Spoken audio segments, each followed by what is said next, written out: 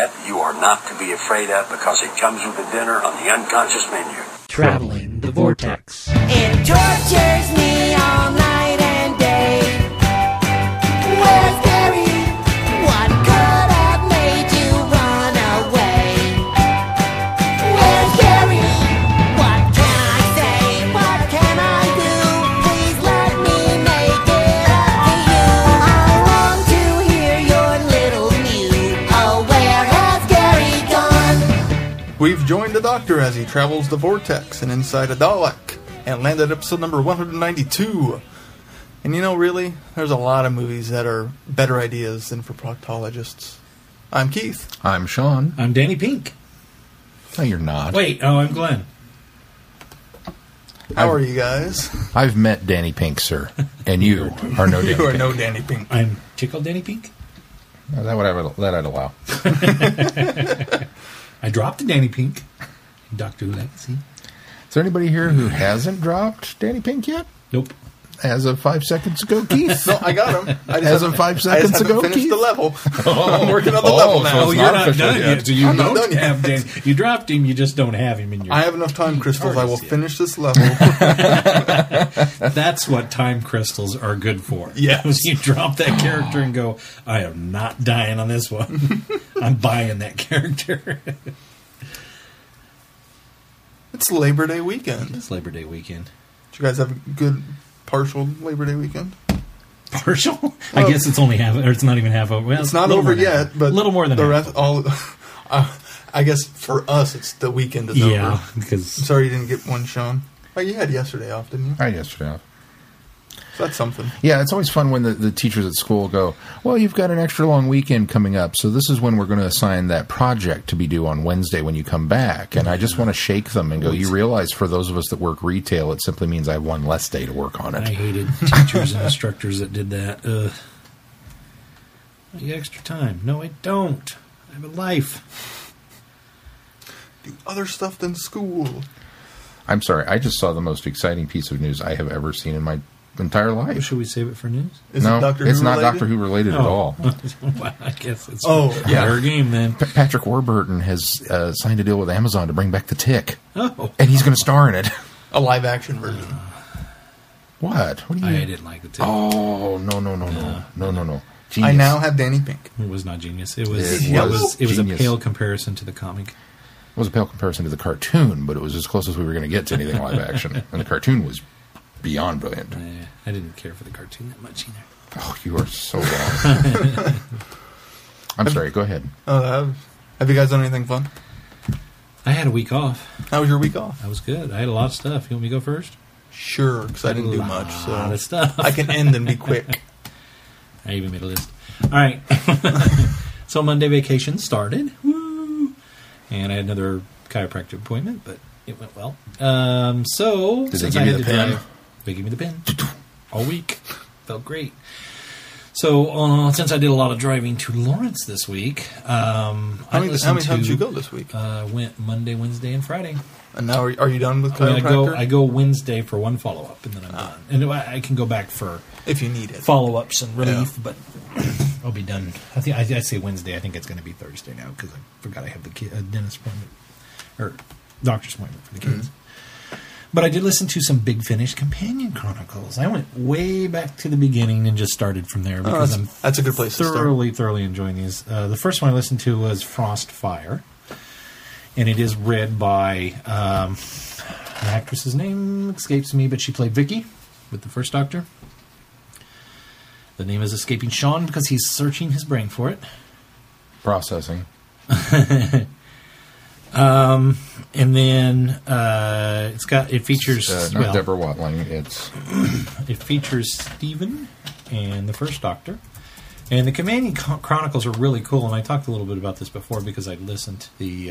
Why did you hand me this? She's not in this one. I'm returning it to you. I just remembered. Mine. Sorry. Unless you want me to keep He's it. just handed me the Mind Robber. I'm like, maybe I was in my memory vault longer than I thought because... Maureen O'Brien. Thank you. We've gone to a whole different... Okay, never mind. Sorry, it just popped in my head. And I will You know me well enough to know otherwise. you can't do that to me. Okay. So, sorry, the Companion Chronicles, Marie O'Brien. And they're done from the perspective of the companion, and they're always kind of told in story form. So they're Which more is such a great less, way to do the Doctors that we no longer they're have. more or less a audiobook, essentially, because they're recounting a story or an adventure. In some very clever ways sometimes, and this particular one was as well, because this is after Vicky has been dropped off in the Myth Makers, and I'm going to have to go to some recall here because I haven't seen the recon of this, but I believe she was dropped off in Troy around the same time of the Trojan Horse. I think that's a period piece. She met a guy, I think, and stayed behind, if I remember correctly. I'm getting there, though, too, because I'll get to that in a minute. But... So she is in there and recounting a story, and it's very cleverly done. It's done really in the same vein as one of the Sarah Kingdom ones that I had read. So it's them kind of telling the story of an adventure they had with the Doctor? Yes. Okay. Yes. So it's set later, but takes place before? Correct. Takes Only place in Doctor Who. So far, that's how they've done them. I think, because I started listening to one with Ian that came with the Light at the End, and that's how that one was set up too. Yeah. And then, so I quite enjoyed that. I'm very excited for. I'm going with the Companion Chronicles because we've got a lot of main range to go, and eventually we'll get to these where we'll be reviewing them. So I'm going to hold off on an actual review, but I will say it was quite an enjoyable story, and that was that. So and those are an hour long, so it's kind of nice because I can listen to it on the way over, listen to it on the way back, and be done with it. Yeah. You can take your time going Highway 40 if you wanted to make sure you got it all done. Well, usually because I go early enough, because I don't like to go to doctor's appointments right at the time. I like to be there early. Yeah. So what I'll do is I'll go in and I just kind of finish it up, or not finish it up, but listen a little longer in the parking lot before I go. And then there's the driving through town too. Right. So. Exactly. Although they're right on the edge there of Florence. And then Monday night, I went to the Doctor Who's Series 8 cinema event, which was pretty cool. First one that I've done, because I obviously didn't go. That's right, you didn't get to do the 50th, did you? And because I happened to be off, luckily, went ahead and did it. And it was neat. There was about 40. I went to the later show. There were two showings. There was a 7 o'clock and a 9:30, and I went to the 9:30. There was probably about 40, 45 people there. So I was impressed, because I thought, the late showing of this, there probably won't be a lot of people there, but 40, 45 people. It's not bad. And it was the second showing. That was the second showing. Yeah. And it was one of my second time to see it, because I didn't watch it twice last weekend like you guys did. So that was my second time. So I was coming off of one time through when I reviewed last week. I enjoyed it much more this time. I think part of it is because of the cinema experience. I mean, it's on a big screen. It's got great sound. It's just that this is Doctor Who on the big screen. Isn't that a weird moment? It's kind of weird. But it was neat because you came in, you sit down, and they had little placards playing before that had like trivia questions and things like that, which I'm sure they did for the 50th as well. And then to start this off, Strax does one of his video blogs, one of his reports to Skaro. And the reason I say video blog... Sontar, not Skaro. Yeah, Sontar. Strax is a double agent. We were talking about Skaro earlier before off mic, and then I've still got Skaro in my head. So he's doing one of his field reports, and it's great because I don't want to go through the whole thing, but what he does is this one particularly, he talks about all of the doctors, just kind of gives us a recap of all the doctors up until 12, and in the process, the ship that he's on is crashing, and Jenny and Vastra are there, and they come running in to inform him that they're going down, and the ship's in despair, and it's about to crash into London. And Vastra stops and says, "Strax, are you blogging?" So he goes through. They run off, and he goes through his spiel. And after he's done, he turns himself to prepare himself, and he goes, "Okay, well, this will probably be the end, and that's it." And then Jenny and Vastra come strolling in, and they go, "Okay, we're good." And he says, "What do you mean?" He says, "No, we fixed the ship. We're not crashing anymore.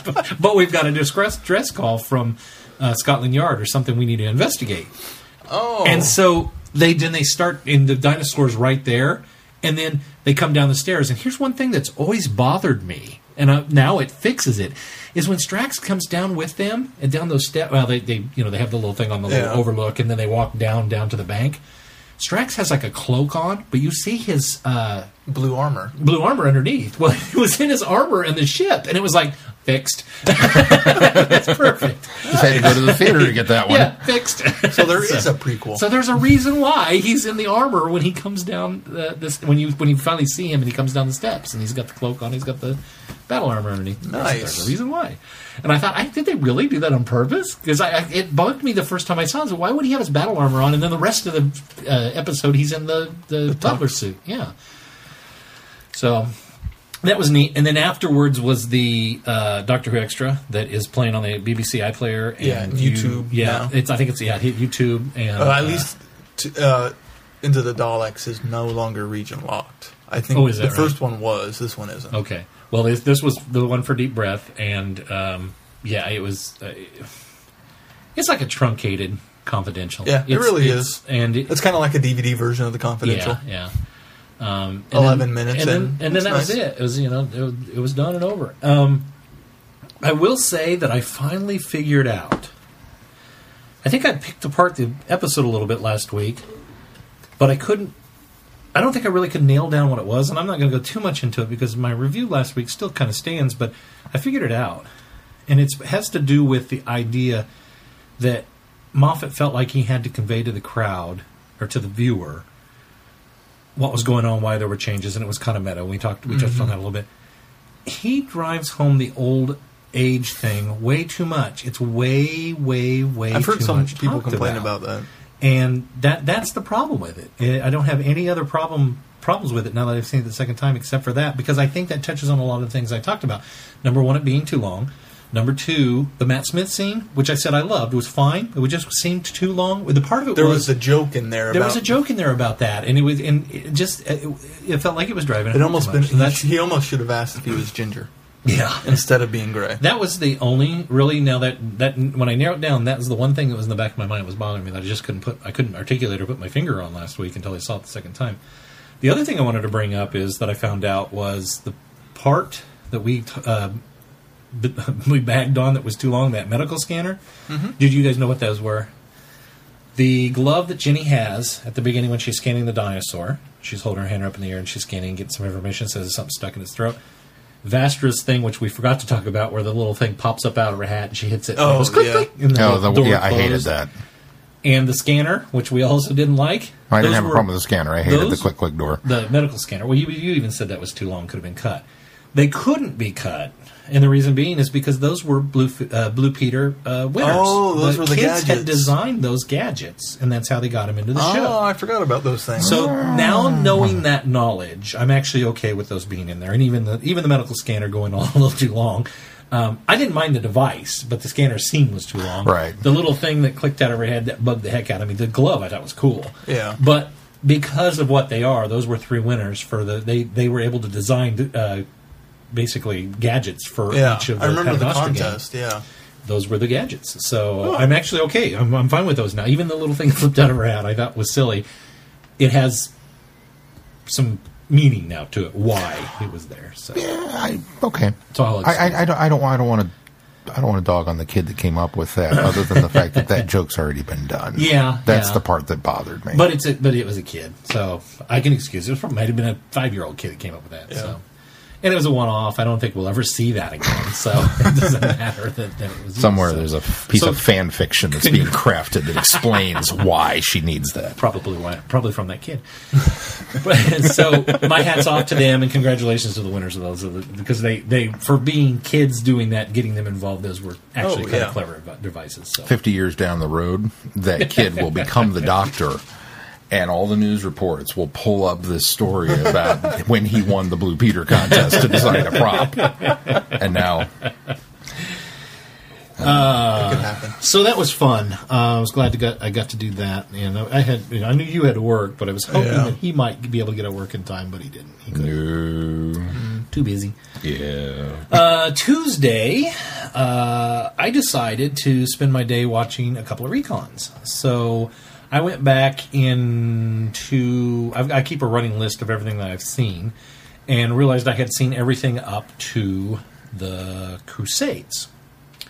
And so I decided to pop in the Lost in Time box set disc, which has 2 of the episodes surviving on there, and grabbed my audio version, because I have the audio for that, and went through and did the Crusades. And what I did this time, though, was I popped in my loose cannon recon and queued up my audio narration CD that I have and started them at the same time. So not only am I getting the audio, which is cleaned up for the CD, and the linking narration, which is done by William Russell, I'm also getting to see the telesnaps along with it. So that was an even better experience for me. So that was kind of fun. Which I had seen. I think I watched one of the episodes of the Crusades years ago when I got the Lost in Time box set, but I thoroughly enjoyed it. And I think that Julian Glover, who plays King Richard, does a wonderful job. And he's just a good actor. He is a good actor, but it's really well structured, and I worried about it because sometimes the historicals can be a tad bit boring, but it's actually quite enjoyable. It's a good story, and that's all I'll say about it because eventually we'll review it as a podcast. The other one I did is I remembered that Galaxy 4, which could come next in line and one that I hadn't seen. We got the Missing episode that released, I think they found it in 2011, which was the episode 3 that they included on the Aztecs DVD. Oh, okay. Yeah. On the special edition. That I actually got to see most of it at Galley 2 years ago. And so I got a little intrigued by that, and I did the same thing. I booted up the loose cannon recons that I had, and synced up the CDs and watched those, and it was quite enjoyable. And that one doesn't get as praising of a review from me as the Crusades, but it's not bad. I think a lot, and it's hard to go based on fandom for things that have been missing for years. But that's always one of those ones that's kind of panned as silly and not as enjoyable. I wouldn't have put it on the bottom of any list. It probably landed, squarely in the middle or maybe slightly lower, but enjoyable. So. Again, I'm not going to go on a full review of that one because we will eventually tackle some of these reconstructions. Wednesday, then, another trip to Lawrence, so I listened to the big Finnish Chronicle Fear of the Daleks, which is the second one in line from the first season. And that features Zoe, played by Wendy Padbury, and has the second Doctor and Jamie. So, nice. And it had Daleks in it, so I have nothing bad to say about it. Actually, it was a really kind of a neat, clever device. I think I keep going back to this every time I talk about a companion chronicle, but they really do some really clever things with these. It's a great way to do a story. Not only is the story good, but the recounting of the story is good. And I will set this one up a little bit and spoil a little bit. Zoe is telling this story beyond her time with the Doctor, which is tricky because her memory was wiped at the end of War Games when she was sent back to her own time and place. Now, has she encountered Daleks before that? She didn't televise, did she? If I remember correctly. Was she around for Evil of the Daleks? I can't remember. No, she wasn't, because at the beginning of this, the Doctor is explaining to her about Daleks, and he shows her some imagery, and she reacts to it adversely. Not because I think she's familiar with the Daleks, but she had never encountered them. Yeah. But she understands that they're the most feared thing in the universe, and they're very deadly and evil, and blah blah blah. And so, but the Doctor reassures her that they're done. They've been taken care of because they were wiped out. I think in Evil of the Daleks that was done. He was done with them. They would never return again. To which then they do return again for Fear. But this is what I wanted to give away is because, and they set it up right off the top. So I'm not sharing a lot of stuff, but Fear sets up with her talking about these dreams she's having about adventures with the Doctor. She doesn't know why, because she met the Doctor one time, which is in Wheel in Space, which is the first story, and she recalls that. She recalls the adventures from that. She was allowed to keep that memory because that was the first time she encountered him. But as far as she knew, because when they left her at the end of War Games, she was returned right to the end of that situation.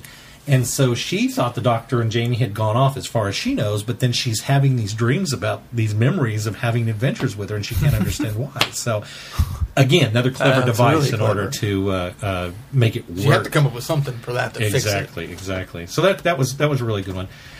And then I decided I needed to see Godzilla.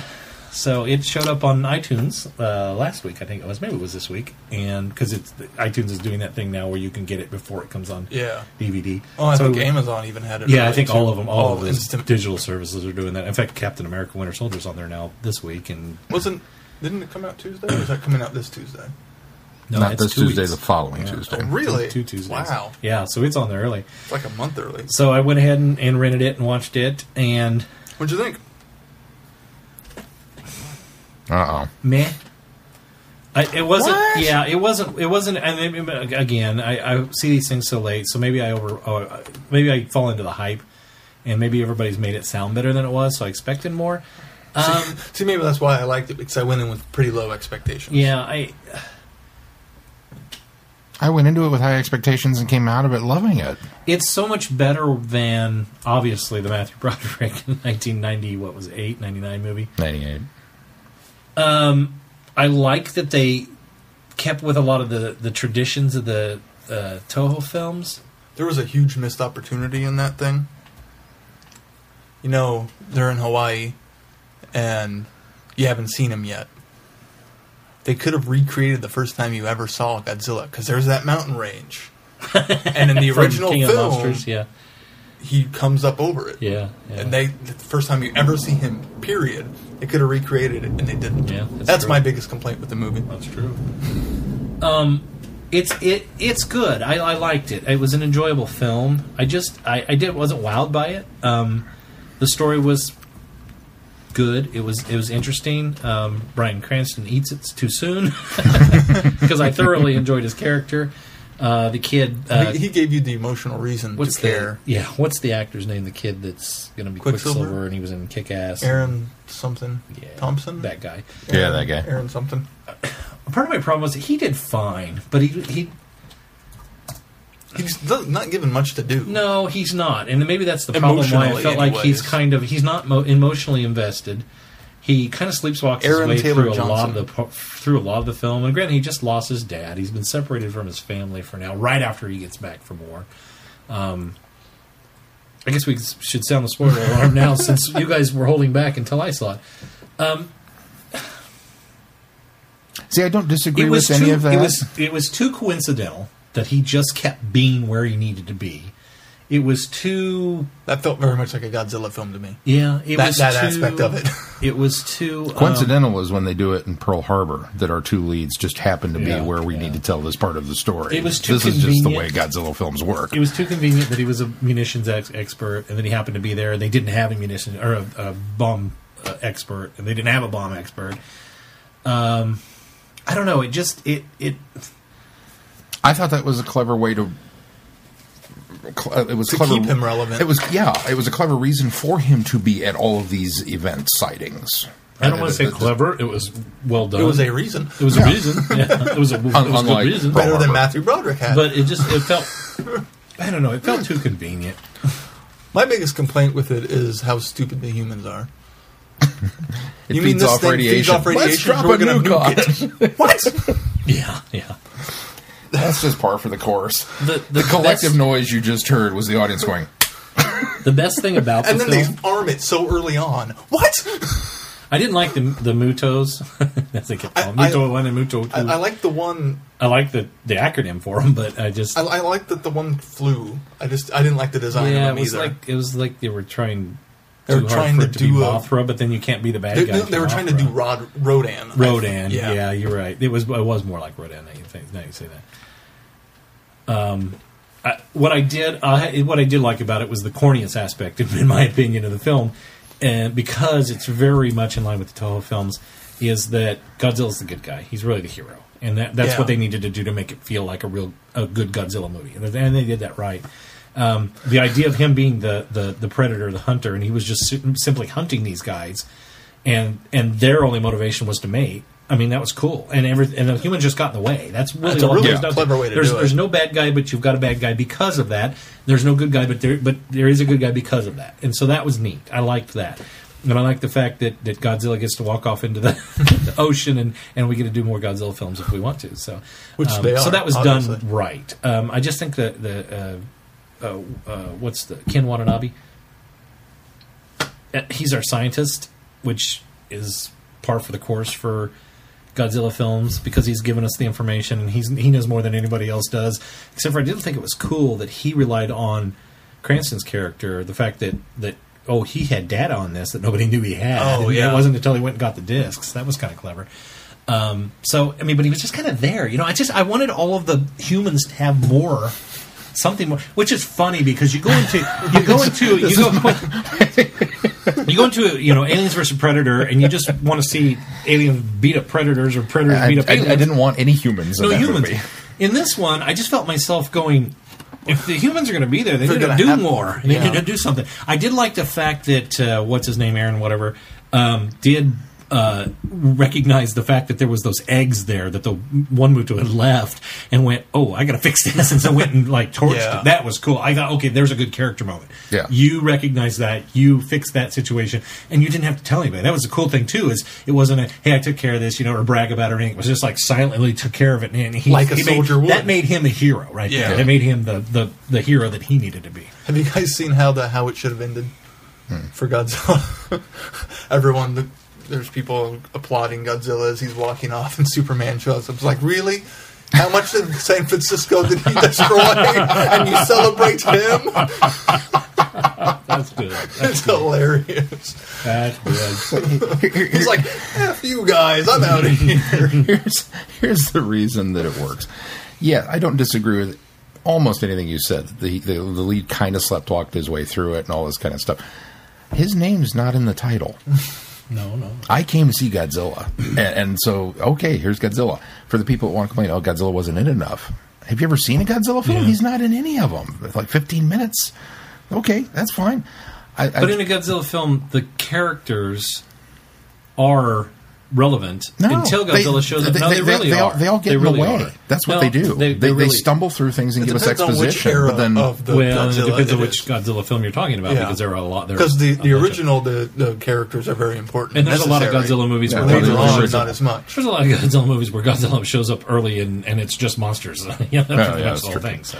But like the Muto scene where we finally they tease us and they tease us and they tease us, and it's getting excruciating because it's like it's a Godzilla. I saw Godzilla's name on the poster outside. Hurry up and show me Godzilla. And then they show you this thing and you're like, wait a minute, that doesn't look like Godzilla. What is that? That was another thing. And I thought that was genius that they reeled me in with that. That's the problem, though, is you told me that beforehand, I knew it. I expected it. You had the reveal. So then I'm waiting for Godzilla even longer now because I know that. Okay, that was my bad. So that was so probably not to the fault of the film. My fault for not seeing it soon enough. Although it was that's just it. I know that's going to be it's going to be another monster, which I knew there were more monsters in it because of the trailer. Yes, but. Okay, that's just going to be another monster, and I'm not going to see Godzilla for another 10, 20, 30 minutes again. But you keep seeing the thing and him swimming, which is fine. And I like the fact that they were just following Godzilla. They weren't trying to shoot him or kill him until he gets to the bridge, and they went, okay, this might be a problem. I also really liked some of the physics they looked at with it when he's going through the water, and then he comes up, and then the whole gush of water comes too. That's such. Why didn't they do that before? That's clever. Yeah, it's really smart to include something like that instead of look, he shows up. Unlike say Hulk when he's bouncing from rock to rock to rock in Hulk, and it's like there's no crater or anything. Light as a butterfly. He weighs a metric ton at this point, and my brain is telling me this doesn't work. I honestly never thought of something like that until they did it. Yeah. In the Godzilla. Oh, well, I see it, but I like the Mutos. I thought they were cool. No, I was fine with them. They weren't. I wasn't as pleased with the design. I wasn't wowed by them, and they didn't really have much of a design. I like the flying one was the cooler one, I thought. Oh yeah, I did finally get super excited when Godzilla finally breathed his radioactive breath. Finally, and then the way finally, and then complete spoilers, and it looked like the old radioactive breath. The kill shot too. Because there was a radioactive breath before that one. You think he's just going to do the King Kong? Did you get the moment when he grabbed the thing's jaw? Everybody I've talked to has had this moment. He grabs the thing's jaw like this. Complete spoilers, as he said. And he's like this. And there's a part of my brain going, no, because I knew he was just going to go snap and rip the jaw in half. And we've already seen that moment. I thought the same thing. And then all of a sudden he goes, and it's just like, ah! Where he does that, and then... Oh, and he does it for a while. Yeah. And you see him lighting up from inside, and then all of a sudden you see the fire. That was so cool. Yeah, I like that. I did like that. But overall, that's a B or B plus movie, but I was a little underwhelmed. So worth it. Yeah, I'd give it a B excited. plus. I'm excited to see from your guys' review. Well, not you so much, but from you. I figure you're giving an A. It was the first thing I saw this summer, other than Captain America. Not to mention there was a lot of people online giving it, high B's and A's. I mean, let's put this in perspective. Sean got to go to a movie. That's kind of a A plus all the way around. What'd you go see? Didn't matter. So I give it a B, maybe a B plus, and I put I'm it in excited my for a top second 5 one. of the year. I'm glad maybe. they top 10 at least of the year. Top 10 so far. Maybe it'd probably come in at 9 or 10 for me, but it'd probably come in 5 or 6 for me. I'll let you know at the end of the year. Dawn It'll probably fall Guardians. down. I didn't get to Dawn. I tried. It's at the cheap theater. Yeah, I tried. Okay, I really Saturday. tried. I have nothing going on Saturday, as far as I'm aware. There's going to be like a 2:20 showing. We'll go. Okay. So I wanted to go this Saturday, but I had to go mow, so I didn't get a chance As to. I know I can do that. Just make it happen. Yeah, I tried. I did try this week, but I just couldn't. I couldn't get a showing in there before because between picking kids up and Yeah, the timings I are couldn't really find weird. it. Well, it's a 2-hour movie. I even thought about going to Lawrence, and it's not in Lawrence anymore. Yeah, it's only at the cheap theater Because now. sometimes theirs are an hour earlier. Yeah. And since I was going to be over there anyway in the morning, I thought I would just go. Then I almost went to Guardians again because I was like, "Oh, there's an early Guardians," but I didn't end up doing. I'm ready to go see Guardians. So that was my Wednesday. Thursday I didn't have anything because we did meet the teacher night with the kids. With Mason's teacher. So sorry. that was just going and kicking getting, somebody, getting I'm sure I'm not acquainted and there. finding out what they're doing for this school year. Friday, another Big Finish Chronicles because I went to my last appointment of the week. That one was Bluetooth, which is the third in line. So all of these are in line with the first series or first season. That is Liz Shaw. So that was neat hearing Caroline John since we just lost her, last year, I believe it was, with the third Doctor in unit. So they go in order. We got a first Doctor story, second Doctor story, third Doctor story. And it, of the three, what do you think? Oh, no, actually of the three, this was my second favorite. Frostfire was my least favorite, which was the first one. Although they were all really good, don't get me wrong. This one, I don't know if I want to tell you. Although I'm probably telegraphing it by saying I don't want to tell you. Silurians? Nope. Cybermen. Yep. And done in a really, really neat, cool way. So, I won't tell you Since more. he doesn't get 2 encounters on TV, that makes sense. I won't tell you any more about it because... I might just go listen to it. Yeah, now. I think you will thoroughly enjoy that one. He doesn't have a Cyberman story, does he? Nope, No. he's the only one. No. We don't get another one until Attack with Tom. Revenge. No, revenge. Oh, that's what I meant. I get it. His and Colin's all mixed up all the time. Well, there's 2 Bakers. So, yeah, if you get a chance to listen to that one. In fact, just go back and start from the beginning. Listen to the first 2, trudge through the first 2. I'll get them on the schedule eventually. Thoroughly, well, I know, and that's why I'm not going into too deep of reviews, but thoroughly enjoyed that one. That moves me on to Saturday. We went to Hutchison. We had a family reunion. My uncle actually just found out he has cancer. Oh, no. And he's not going to treat it. So we decided this might be one of the last times to see him. So we went up there. That's my mom's family, mom's side of the family. So we went and visited with him and his wife and some of her other brothers and sisters. So some of my other uncles and aunts came into town. So we went and spent the weekend with them. And then, of course, we came back Saturday night, and I watched Into the Dalek, which we'll talk about later. And then today, the big thing for today was I got my fantasy football team drafted. So that's all set and ready to go for the first games coming up this week. I think the first game's on Thursday.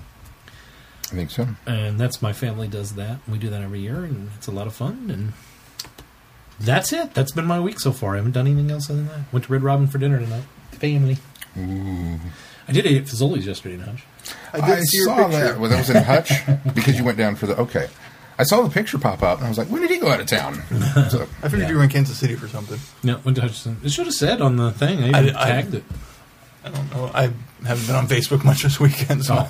I saw the post and the likes and your You know, comments. In fact, the we went to the reunion was at the Fairfield Inn. They have a really, really gosh, if you have to stay at a Fairfield, go. This is the second one I've been to. They're really nice reception area. They're not huge hotels, but they've got really, really nice reception, like kind of like high class reception areas with kind of this Art Deco design. And then they have a really nice like area where you could eat because they have the complimentary breakfast and everything. But when there's not breakfast being served, they've got there's all this space to sit, and that's where we kind of just sat and visited and talked and played games and showed all the old people how to run iPads, which they thought was fun and got a kick out of. And so, yeah, I get to touch the screen. Yeah, so totally, thoroughly Fairfield Inn all the way.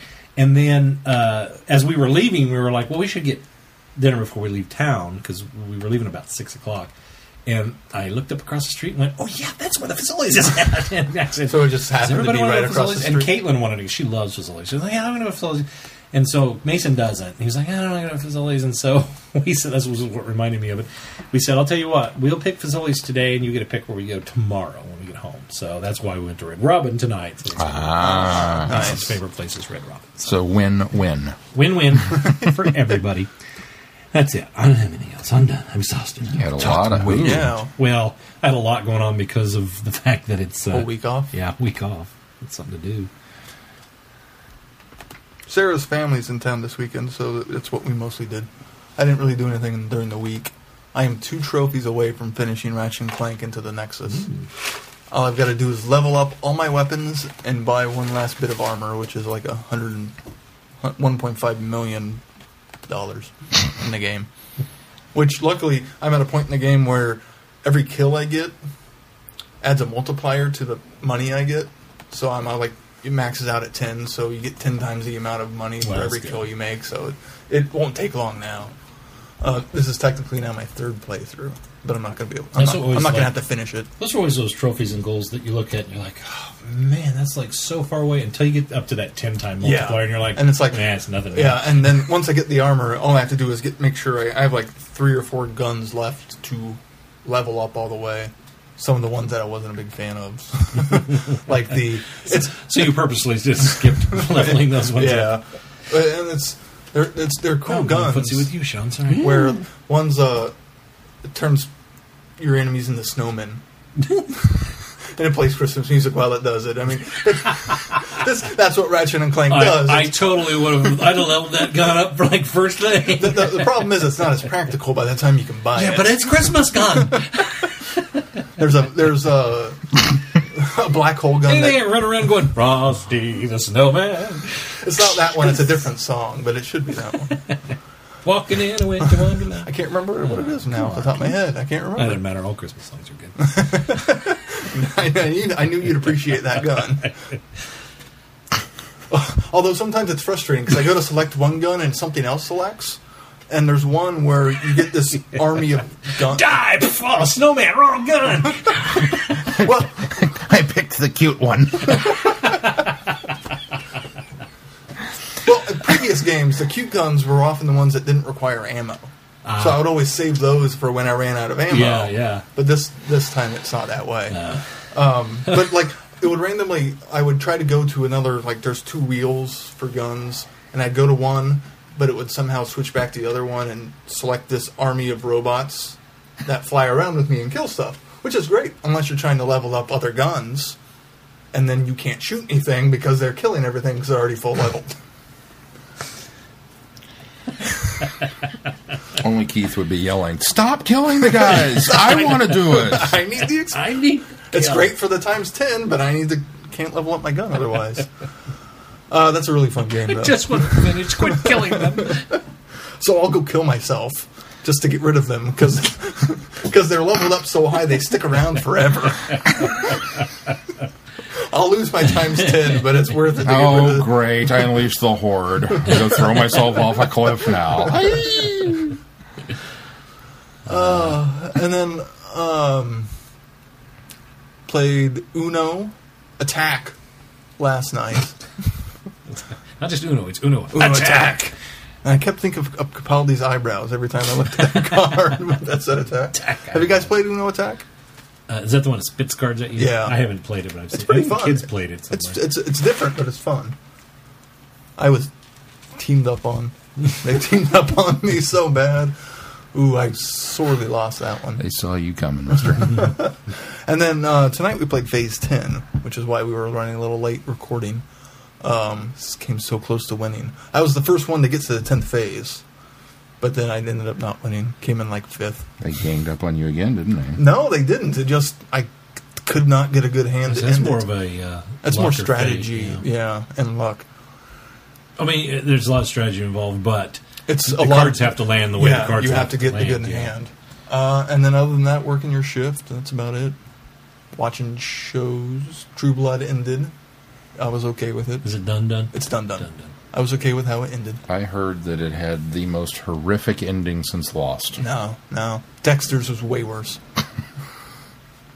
Careful. Godzilla shows up. You totally will hate it. True Blood's ending was okay.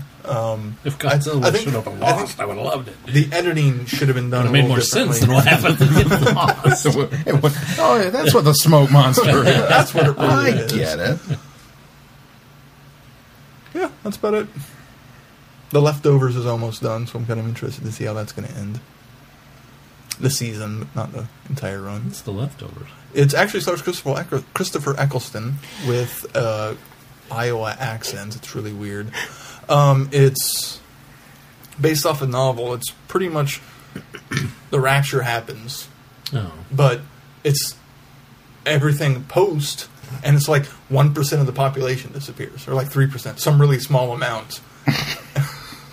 Because let's be realistic, Nobody cares. of the world, that's how many people would get raptured, 3% of the world. Would you notice if 3% of the world disappeared? Well, yeah, because people notice babies, etc. And so it's kind of these cults. Wait a minute. Wait. Wait. The Pope goes, but so does The Pope goes? The Pope Oh, goes, wait, surprisingly. And So you're supposed to go down with the ship? The captain stays on. and Gary Goes down Busey. with the Gary Busey Gary went? Busey goes.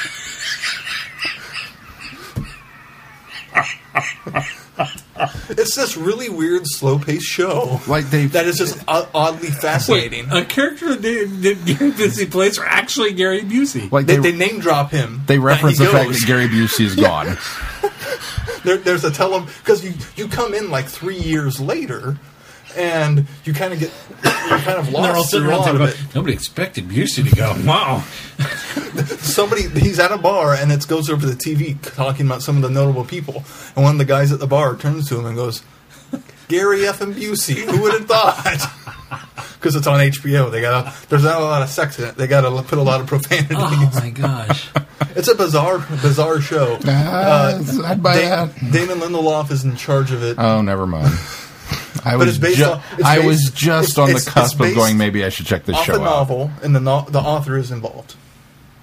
Not good enough. It's got Justin Theroux as the main guy. No. Christopher Eccleston, he had like one episode focus on him, and he's just background. A couple other random people that you might recognize, might not. Not Have good. you seen the Left interesting. Behind trailer, by the way, since we're talking? I had not. I didn't know Nicolas Cage was in it. I heard it was going to happen, and that he was in it. There's a trailer out now, so Yeah. if you get a chance, go watch it. I presume he's playing Kirk Cameron's Yeah, character. I'm pretty sure. I think I saw a poster, and he's in the pilot outfit. Yeah, he's a pilot. Yeah, that's all I did. Quelled an uprising. The Pope and Yeah, what was up with that? Pope and Gary Busey. Quail Uprising? What? Quelled an uprising. Quelled an Uprising. You're at home. Caesar tried to rally the troops. Oh, yeah, I saw that. Those were fun. I can't take credit for them. I only took the pictures. I would come home. The first time I came in, kissed goodnight to Sarah because she's already in bed and trying to sleep, so I let her know I'm home. Came back out, went into the kitchen, and there it was. She had sent me like a text kind of jokingly. I thought she was just joking of, I think Caesar's plotting something. I'm hearing weird noises from the living room. And I come home and I find that. That's fun. And then the next night I came home and Rise of the Planet of the Apes is actually playing on the TV. I come in as the bridge scene. I'm almost like, oh, I'll sit down and watch this. But there was no room on the couch. But there wasn't. So I have a couple other angles of them too. I don't know if you could tell, there were Skittles and they had snacks and the notes. That's great. And then she had class Thursday. She couldn't do anything else then. She thought the first one was the better one than the second one. So I don't know if she's going to try to top. I like both of them equally. So who knows if next week there will be more. But there probably won't be, since I'm coming home and she'll still be up. So it's possible. Not since Rowdy was hiding in the dishwasher. Yeah. Remind me of those days. Lindelof. Sean, what'd you do? It doesn't have his touch to it. I either. don't care, Keith. The guy. That's what got me sucks. intrigued. He should stop writing. He should give somebody else a chance. Well, I'm beginning to wonder if it's Carlton Cuse is why I like Lost. Because he's part of The Strain. He's an executive producer on The Strain. So, and I've been liking that. And I've been kind of meh on The Leftovers. It's fascinating, but I don't know if I care enough to continue it. I'm so close to the end, I'm going to see the season out. I don't know if I'm going to pick it up for season 2. 10 episodes. It's kind of like, well... But it's Gary. But he's not in it. He's gone. Yeah, but that line right there is enough to make me go, hey, I'll watch this. It's a depressing show, though. It's so somber. With Gary Busey gone, what laughter is there left in the world? Why do I need to watch it? If the Christians were right, I'll live this. Well, and that's the other fascinating thing. Christopher Eccleston plays a priest, and he's left behind. So I heard that, and I was like, that's kind of interesting. I don't know. I know a lot of priests. That's not interesting at all. I just didn't expect it from a show. But the Pope got to go. But the Pope got to go. Well, I mean... At Gary Busey. Which if you believe in that kind of thing, that's more impactful, is the fact that, hey, yeah, because you're a priest doesn't mean that you're living your life right, and Yeah. that you're going to be one of the ones chosen. Well, and he started trying to disprove that it's the rapture, that it's something else going on. because Well, if I didn't go, must be something and then he else. dug up dirt on all these people that did go. Oh. And Like so it's Gary kind of, Busey? He didn't hit people in his town. It's all focused Must on be a small something town. else. He dug up dirt on... A way to make it worse. You wouldn't have to dig on Gary. I So, think, and then there's this. I think cult a that full doesn't season talk. of I'm with It's Busey it's should really be weird. far enough dirt. There's no way. Yeah, well. I think the finale might have aired tonight. Actually, it's either tonight or next week. What did I do this week? It didn't air tonight at all. Never mind. I'm going to go hang out with Gary Busey. Doing something right. Next week is the finale. And Friend it of the was 9 show, episodes Gary in. Busey, wrote it tonight. From heaven. We've Skyped in Gary Busey. Gary, so how are you tonight? Gary's gone. He's gone. Where'd Gary go? I What don't know. happened? I hope he's okay. Skipped out on us. That was a SpongeBob episode, wasn't it? Where's Gary? I think that's a song, too. SpongeBob song. SpongeBob song. Where's Gary? I should totally take that song and edit together all the pieces of this show, but just the news report. There's only the one. Just the one news report. We'll just loop that over. Where's Gary? Gary Busey. I love this. That's so great. I gotta go find that show now. I don't care if it is Lindelof. I'm gonna go watch this. It won't end well, but Much like Gary Busey, I see some disappointment in your future. I don't know how to tell you this. There's going to be tragedy and chaos and then some more tragedy. School's in full swing, so I had a lot of school. I worked a lot. I'm not sure if Matt did it on purpose or just... we had a big sale this weekend on Labor Day, and gives you every Labor Day. every Labor Day. But that I'm sure he did on purpose. The scheduling, I was scheduled 6 of 7 days lost this so week. many people, though. Yeah, well, he hired 5 more. You just gotta get trained them. It was only 3 weeks ago, I or know. 2 weeks ago that you lost. But I worked 6 out of 7 days, so I have, I don't know, like 53 hours or something this week. Big check. Hopefully. Overtime? You know. You're not salary. Time and a half of 0 is still not exciting, but... yeah, I don't know. I'm sure he'll do the paperwork tomorrow and go, what the hell? Dude, I just came in when you told me to come in. So I didn't get to do much else because of all that. We did... no, we didn't even do that. I came home. I should mention the slightly belated birthday gift Glenn got me. The official companion, Volume 1 to Firefly, which has little tidbits of making the show and full uncut shooting scripts. It says on the back. Oh. If we'd have just flipped it over. For half the episodes, up to Our Mrs. Reynolds, which includes my favorite episode, or one of my favorite episodes. Which would lead me to believe, by process of elimination, that the Volume 2 has the other second half of the season. Yeah. Which would have my other favorite episode, Out of Gas. Out of Gas. It's a good one. Thank you. That's my favorite. Is it? Out of Gas, and then my second favorite is Our Mrs. Mine Reynolds. kind of flips back and forth. It's kind of tied Depends because on which one you're it's the watching at the funny time. and the serious. Yeah, yeah. It's the two. Janestown is Yeah, that's a good one, too. close. That one's funny, though, too. Yeah, that's in the funny category. No, this is what going insane must feel like. Yeah, I came home really late on Friday. Missed most of the first part of Friday Night Who. Sorry, the half of. Sorry I didn't join in, kids. I just kind of collapsed into the couch, and Katrina crawled up in my lap and collapsed in my lap, and it was just like, yeah, that's where I'm going to be. Not doing anything else. So, didn't do much. Well, shall we move on to news? I also got a belated birthday gift from Gem. Very Very belated. Mine's a dagger. When was your birthday, Sean? March. And when did I give this to you? Tonight. Tonight. Which is now September. Well, I at least didn't crawl up on Christmas.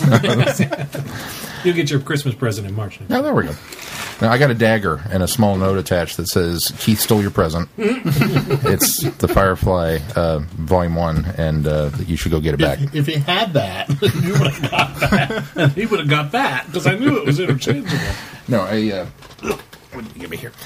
The Doctor Who, The Doctor's Lives and Times, which is very cool, one of those, what do you call them, like info... It's a book, but it's... I always call them reference books. Reference book, thank you. That's what my brain was reaching for that and couldn't come up with the term. So, and it's a very cool one, and it's got some great little stories and a whole lot more that I'm looking forward to reading. So, I'm excited. I thought you said then. I thought he said a whole lot more than I'm looking forward to reading. A whole lot more than I'm looking forward to reading. All right, here, Keith. This will be a... No, you can just have this one. It's a twofer. I'll wedge this under the door to keep it open, and One side of the bed sagging. Put it underneath one. Yeah. No, I'm excited to read it. So, of course, school started, so that won't be That's the until... thing, though. The reference books I've always found that I You find can always myself... just pick up and Yeah, I read pick it up and I read It's a little bit. really and I good go. bathroom I do book. something else and I read it a little bit because it is a good bathroom companion. Just don't flag it. Oh, where would I play Legacy? Or it's a really bad bathroom companion because he'll stay in there for too long. I've done that too. But I used to do that with the Star Trek Encyclopedia. That was my... I'm just going to flip open to a random page, or I would go to look up something if I was writing, and I would go to look it up, and I would spend an hour just page turning and looking things I thought up. about putting the quote forget book what you in had gone to there. look Yeah. up. Yeah. I thought about putting the quote book in the bathroom, but then I figured I'd spend all too much time in there. That's what happens to me with the internet. I go to the internet to get one thing. I need this. And unfortunately, I know I can get this on Facebook. So I'll go to Facebook for this. And 2 hours later, I get off Facebook because I'm disgusted with myself, going, why did you spend all that time on Facebook not getting anything done? And I'll walk off. And then I'll go, what was I supposed to do today? Oh, yeah, I was going to look up this. So I go back to the computer. And it's a vicious 2 hours cycle. later. It just keeps going. 2 hours later. 2 hours later. There you go. What is it? Leftovers. Oh. Okay. Gary F. and Busey. There's some corn here and some peas and some green. Oh, You might no, want to nuke it. Huh? You might want to nuke it. Noogie. It's a The little chicken cold. might not be good It's a little otherwise. Well, let's start off with a somber note since I've been doing the 10 o'clock news all last week. We have lost another Doctor Who actor. Bill Kerr passed away. Now, that name might not be instantly recognizable to you, but we did just recently watch his story, Enemy of the World. It was Giles Kent. Mm-hmm. You want the picture? Yeah, I want the picture.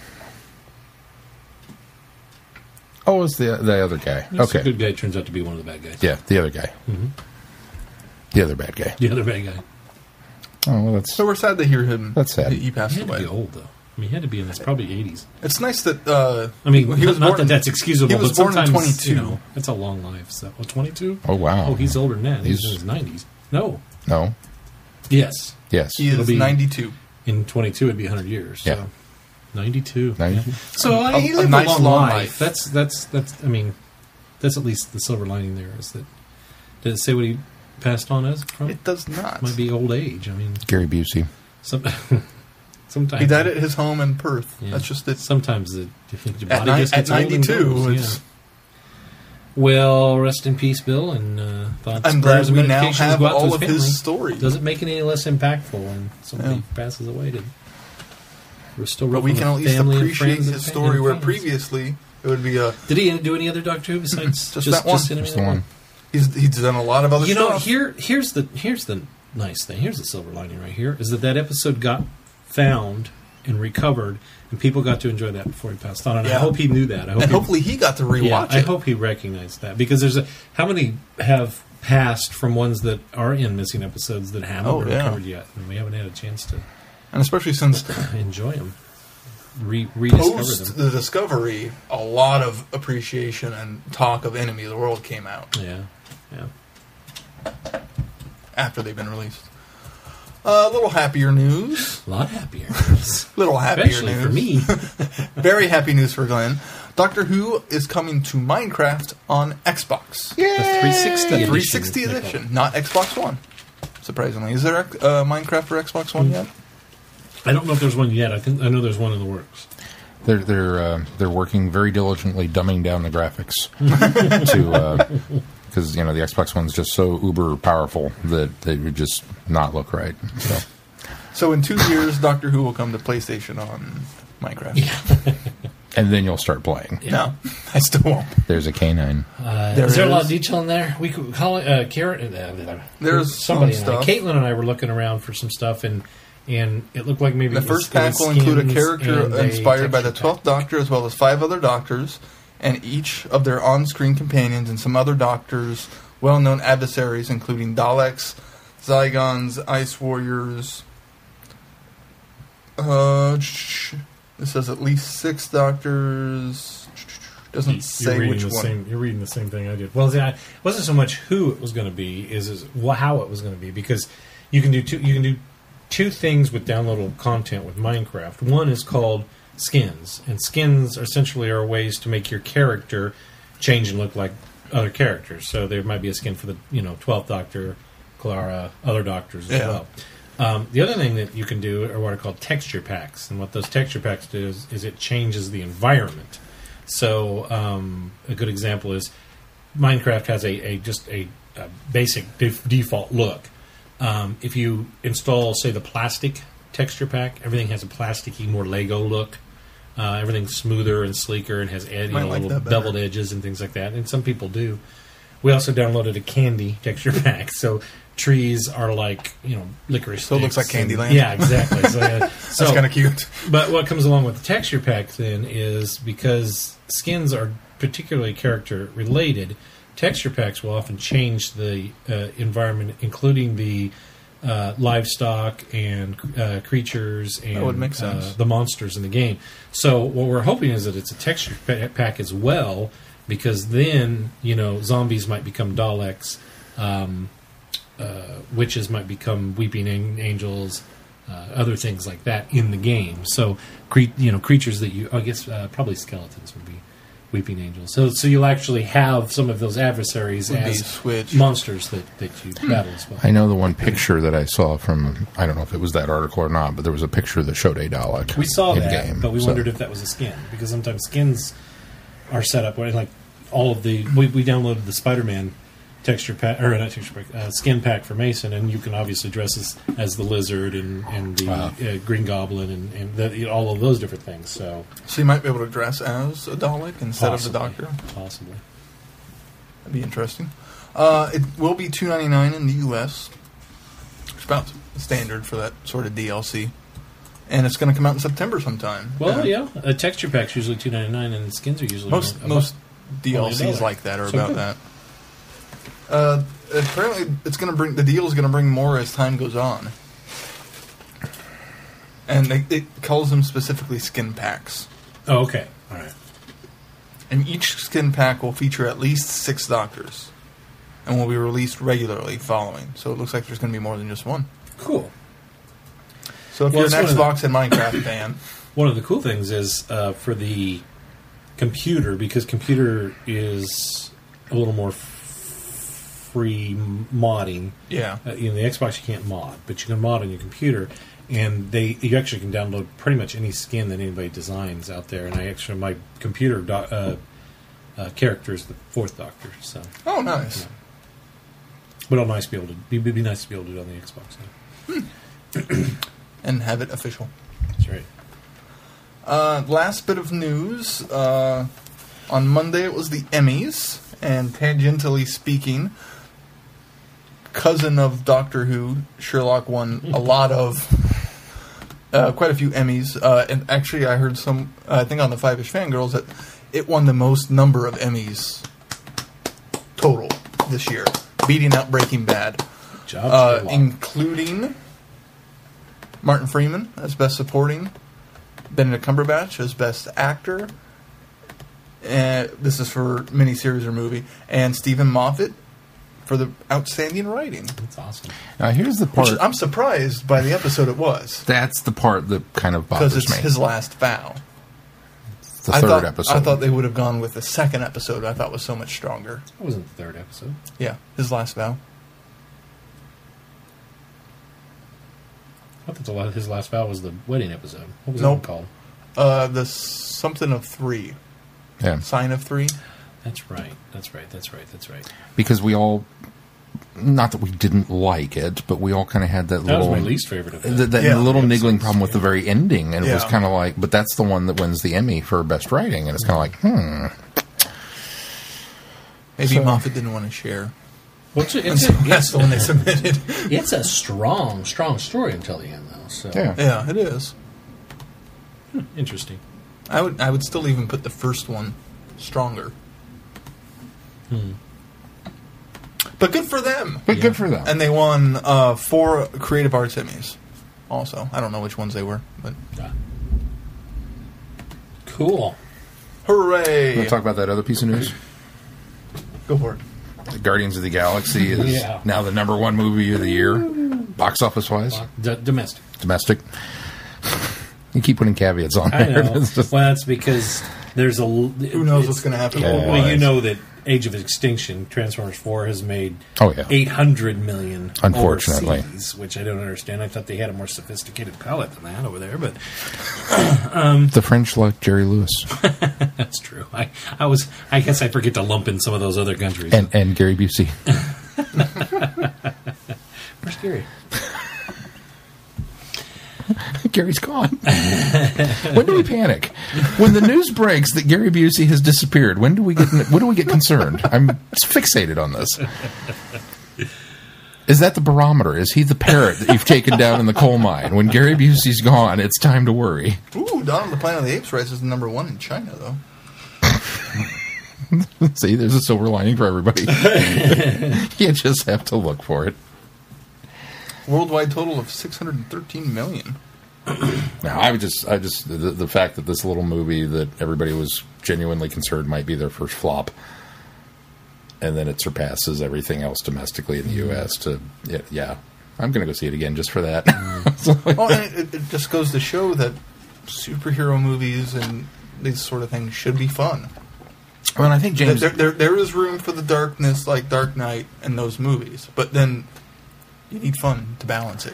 I think James Gunn said it best when he hopes that the lesson that's to be pulled from this by the rest of Hollywood is that when you have a script for a project that you're passionate about, and you have passionate people working on it, and everybody believes that it can be done, and you get these, actors and screenwriters and directors and everybody together, and the studio believes in it, that's when good things happen, and that it's not this cookie-cutter approach to, well, we've got to do this, and this, because that's what's trending demographically.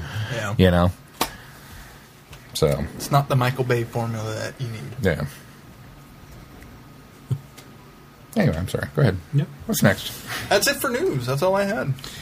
And we left out, I guess purposefully, didn't bring this up earlier, the news from Big Finish. And I did not see that news. Okay.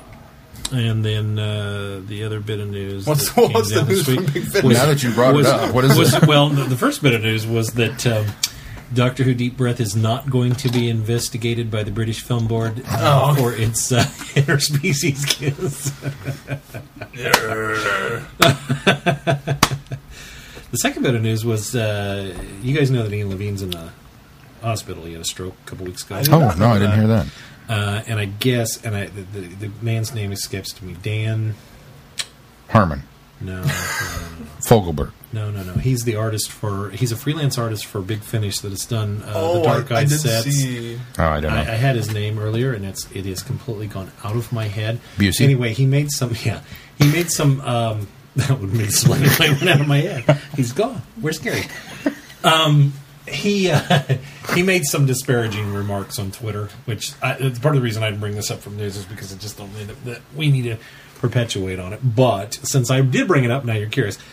He was released from Actually, he walked away from projects at Big Finish based on the material that he wrote on Twitter, disparaging Ian Levine, who just recently had the stroke. So he made a comment on Twitter that was actually quite disgusting. But about the situation. I saw that BBC was stepping away from him. I did not see why. BBC is not, or not having the anything Big to Finish. do. Big Finish. Yes. So that happened this week, well, that's and rather unfortunate. It's a unfortunate situation, and it's a personnel issue, and that's why I didn't bring it up. Fair enough.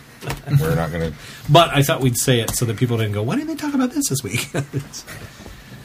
So now let's move on to feedback. Because once again, we're not your source of news. That's right. Because something big's going to break tomorrow. If you're coming here for news, I got news for you. We're going to talk about Gary Busey's disappearance for weeks. That's the stuff that we're on this Doctor Who podcast. We're not going to bring you the Who news. We're going to bring you Gary Busey. By the way, has anybody seen Gary Busey lately? I have not seen Gary Busey lately. Has he done anything recently? I don't tend to watch True TV, though. Was he on True TV a lot? He used to be. I don't know. Okay. I know he was part of the World's Dumbest series that they were doing. Oh, was he one of the panelists? The Smoking Gun presents World Dumbest. Comedians, whatever. They called them celebrities, but Suspect. I didn't recognize most of them. Did you hear about Gary Busey's new show? It's called Cops. They have a name for those now. Guys that. Well, they're panelists. comedians mostly. Well, they're not always, but they usually are. Yeah. But there's a name for them, though, when they do those type of shows where they make commentary. No, I don't know, and I don't even know why I'm trying to think of it. Because anyways, feedback. First up. Feedback. Where's Gary Busey? I think that's our episode title. Where is Gary? First up, Lisa. Comment question. Hello, fellow travelers in the Vortex. Hope everyone is feeling fine post New Doctor and New Doctor Who. For the most part, I enjoyed Deep Breath. I enjoyed the Don't Look in the Mirror. It's absolutely furious from our new Doctor. The way he says things under his breath and the looks he gives Clara as he does this are priceless. I wish 11 had contacted Clara earlier in the episode. Having met at the end of the episode only reminded me how much I wanted to go on adventures, even scary ones with 11. Hear, hear, Lisa. I have a question regarding the episode. Who was with the barouche Clara is wearing? What was with What was with the brooch Clara is wearing and touches when her and the Doctor are trapped in the under restaurants. Oh, the the necklace, the brooch. the brooch. That it does not look like how I thought brooch was spelled. It's not better. She Don't did fix keep it. messing with it. She didn't did. She played with it a lot. Well, but that was what summoned them when they said Geronimo. Oh, that's what it was. It yeah, lit up. That's what summoned the Paternoster game. Yep. But she kept grabbing at it while they were in the restaurant. She kept doing this like fidgeting thing with it. But you're right. It was. I think that was because of that. It was. She maybe it was the. I need to call him. Well, not yet. Oh, we're wait. It was the answer to that question. By the way, it was a signaling device for the Paternoster gang. Was it designed by somebody at Blue Peter? I don't know that it was. I only saw the 3 listed when I was doing some scouring around the internet this week. So she continues. The doctor says something like, "They would not have sent you without a word." Clara says Geronimo, and she touches the brooch. It turns blue and then drops in Jenny, Vassar, and Strax. Did I miss something? Is that a sonic device? What is with the name using question, but I guess, or what is with using the name Geronimo? That's an 11 and Amy thing. Well, that's just an 11 thing, and with Clara with 11, that makes sense to me. It's an 11 thing, and I think it was a carryover because Clara, obviously. Well, it was an 11 thing because it was very much a Jenny Vex. It's all one person now. Jenny Strax and Vastra thing that they were familiar with that. Well, not to mention they came in from the same. That would be the code word, Geronimo. Although okay. I was listening to Verity, and they pointed out that the way Vastra reacts to his regeneration is like she's seen it before. She probably has. So it's kind of interesting. I wonder which other doctors she's seen. I don't know. Who do you think found her? I totally see Pertwee finding her. Yeah. Because that would give her experience with an older doctor, too. Yeah. So. Anyways, sorry, Lisa. I found it more of the unearned everything for Clara. Surprise, Clara is the trophy companion. Did the circuit have to say the sister ship of the Madame Pompadour on it? Could the doctor not have said something like, "That is so familiar, clockwork robots, French aristocracy, and looking at Clara and a woman"? I might have flirted with that one. And she gave a smiley face. I think that, I kind of wondered the same thing, but I think part of that is because of the fact that they couldn't give too much away, because I think that you couldn't have the... I think all of this is going... I think the reason why he can't put his finger on why he can't remember, it all seems familiar, is because it's something that's going to carry over later. And I think had he remembered too much about that to kind of make that work a little better, it would have given away or given up some of that mystery of why he can't put his finger on it, why he's having a hard time remembering it.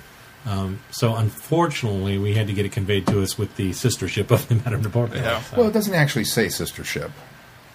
It's well, we don't see it. No, we did. I got sister ship from somewhere. No, I mean, he says it. We don't see it say it. But the circuit itself is stamped the SS Madame Curie. Mm-hmm. And when he sees not that... Madame Curie. Yes. No. Marie Antoinette. Or Marie Antoinette, pardon me. That's what it's stamped. And when he sees that, he says, the sister ship to the Madame de Pompadour. Oh, okay. Maybe it's on the other side. I know I got it from somewhere. He doesn't flip it over at all? No, that was just that was just enough of the connection that he remembered the name. Oh, okay. Okay. I knew I got it from somewhere. Yeah, and you're right. I why remember seeing. It's because it says the name of the actual ship that it he says the Marie came from. Antoinette on there. Yeah. And then he says, "Oh, it's the sister ship of the such and such," which is just enough for him to get that leap. But then he goes, "No, it doesn't ring a bell." And so it's okay. But that right. was the for everybody else in the room moment. So. She continues, there was too much hand-holding in the of the audience for me. The show should not be working so hard to address the audience's needs. Yeah. Hoping the show is not becoming too self-aware, too self-referential, trying too hard, and loaded with inside baseball. I've had several people say they hope the fangirls don't like the new series and leave so they can have their show back. Yeah. It's all about excluding not we side. I'm with you. I don't Lisa. agree with that. Lisa. I'm with you, Lisa. I get tired of hearing people say that because, I think people also need to remember it's a small but vocal minority. And to address the self-referential, I think we know a little more now since we've seen another episode. But I really kind of felt that was just needed for that first episode as a transitional thing. So I don't think we'll see that. I don't think there's going to be more callbacks. If you want to be, are we talking Watsonian self-referential or Doyleist self-referential? Like out of universe or in story self-referential? Because there's always going to be callbacks. Well, sure. I think she's meaning outside of the show. Story. Okay, Yeah. Those were big words. Sorry. Where's Gary? You know, on that same note, something else I thought about. All week, I kept hearing all these people making. Oh, did you see the Sherlock references? It was so Sherlockian. Did you see the Sherlock references? And so many people are comparing it to New Sherlock. I don't see that at all. No, it was Arthur Conan Doyle Sherlock. Yes, it was very Sherlockian, but it's old school Sherlock. Yeah. But they've done that from the beginning since they invented since they came up with Madame Vastra and Jenny. That's been the influence was Sherlock Holmes mysteries, Arthur Conan Doyle. So I'm getting a little frustrated with all those people going, "Oh, it's so much like Sherlock. It's like Sherlock is something that Benedict Cumberbatch would have done."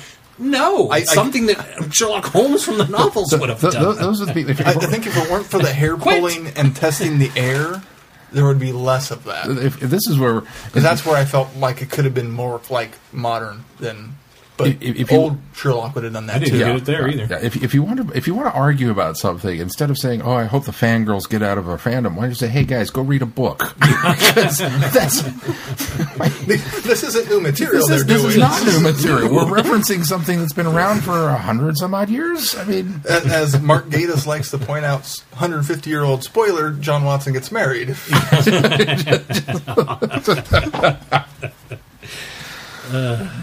All right, sorry, go on.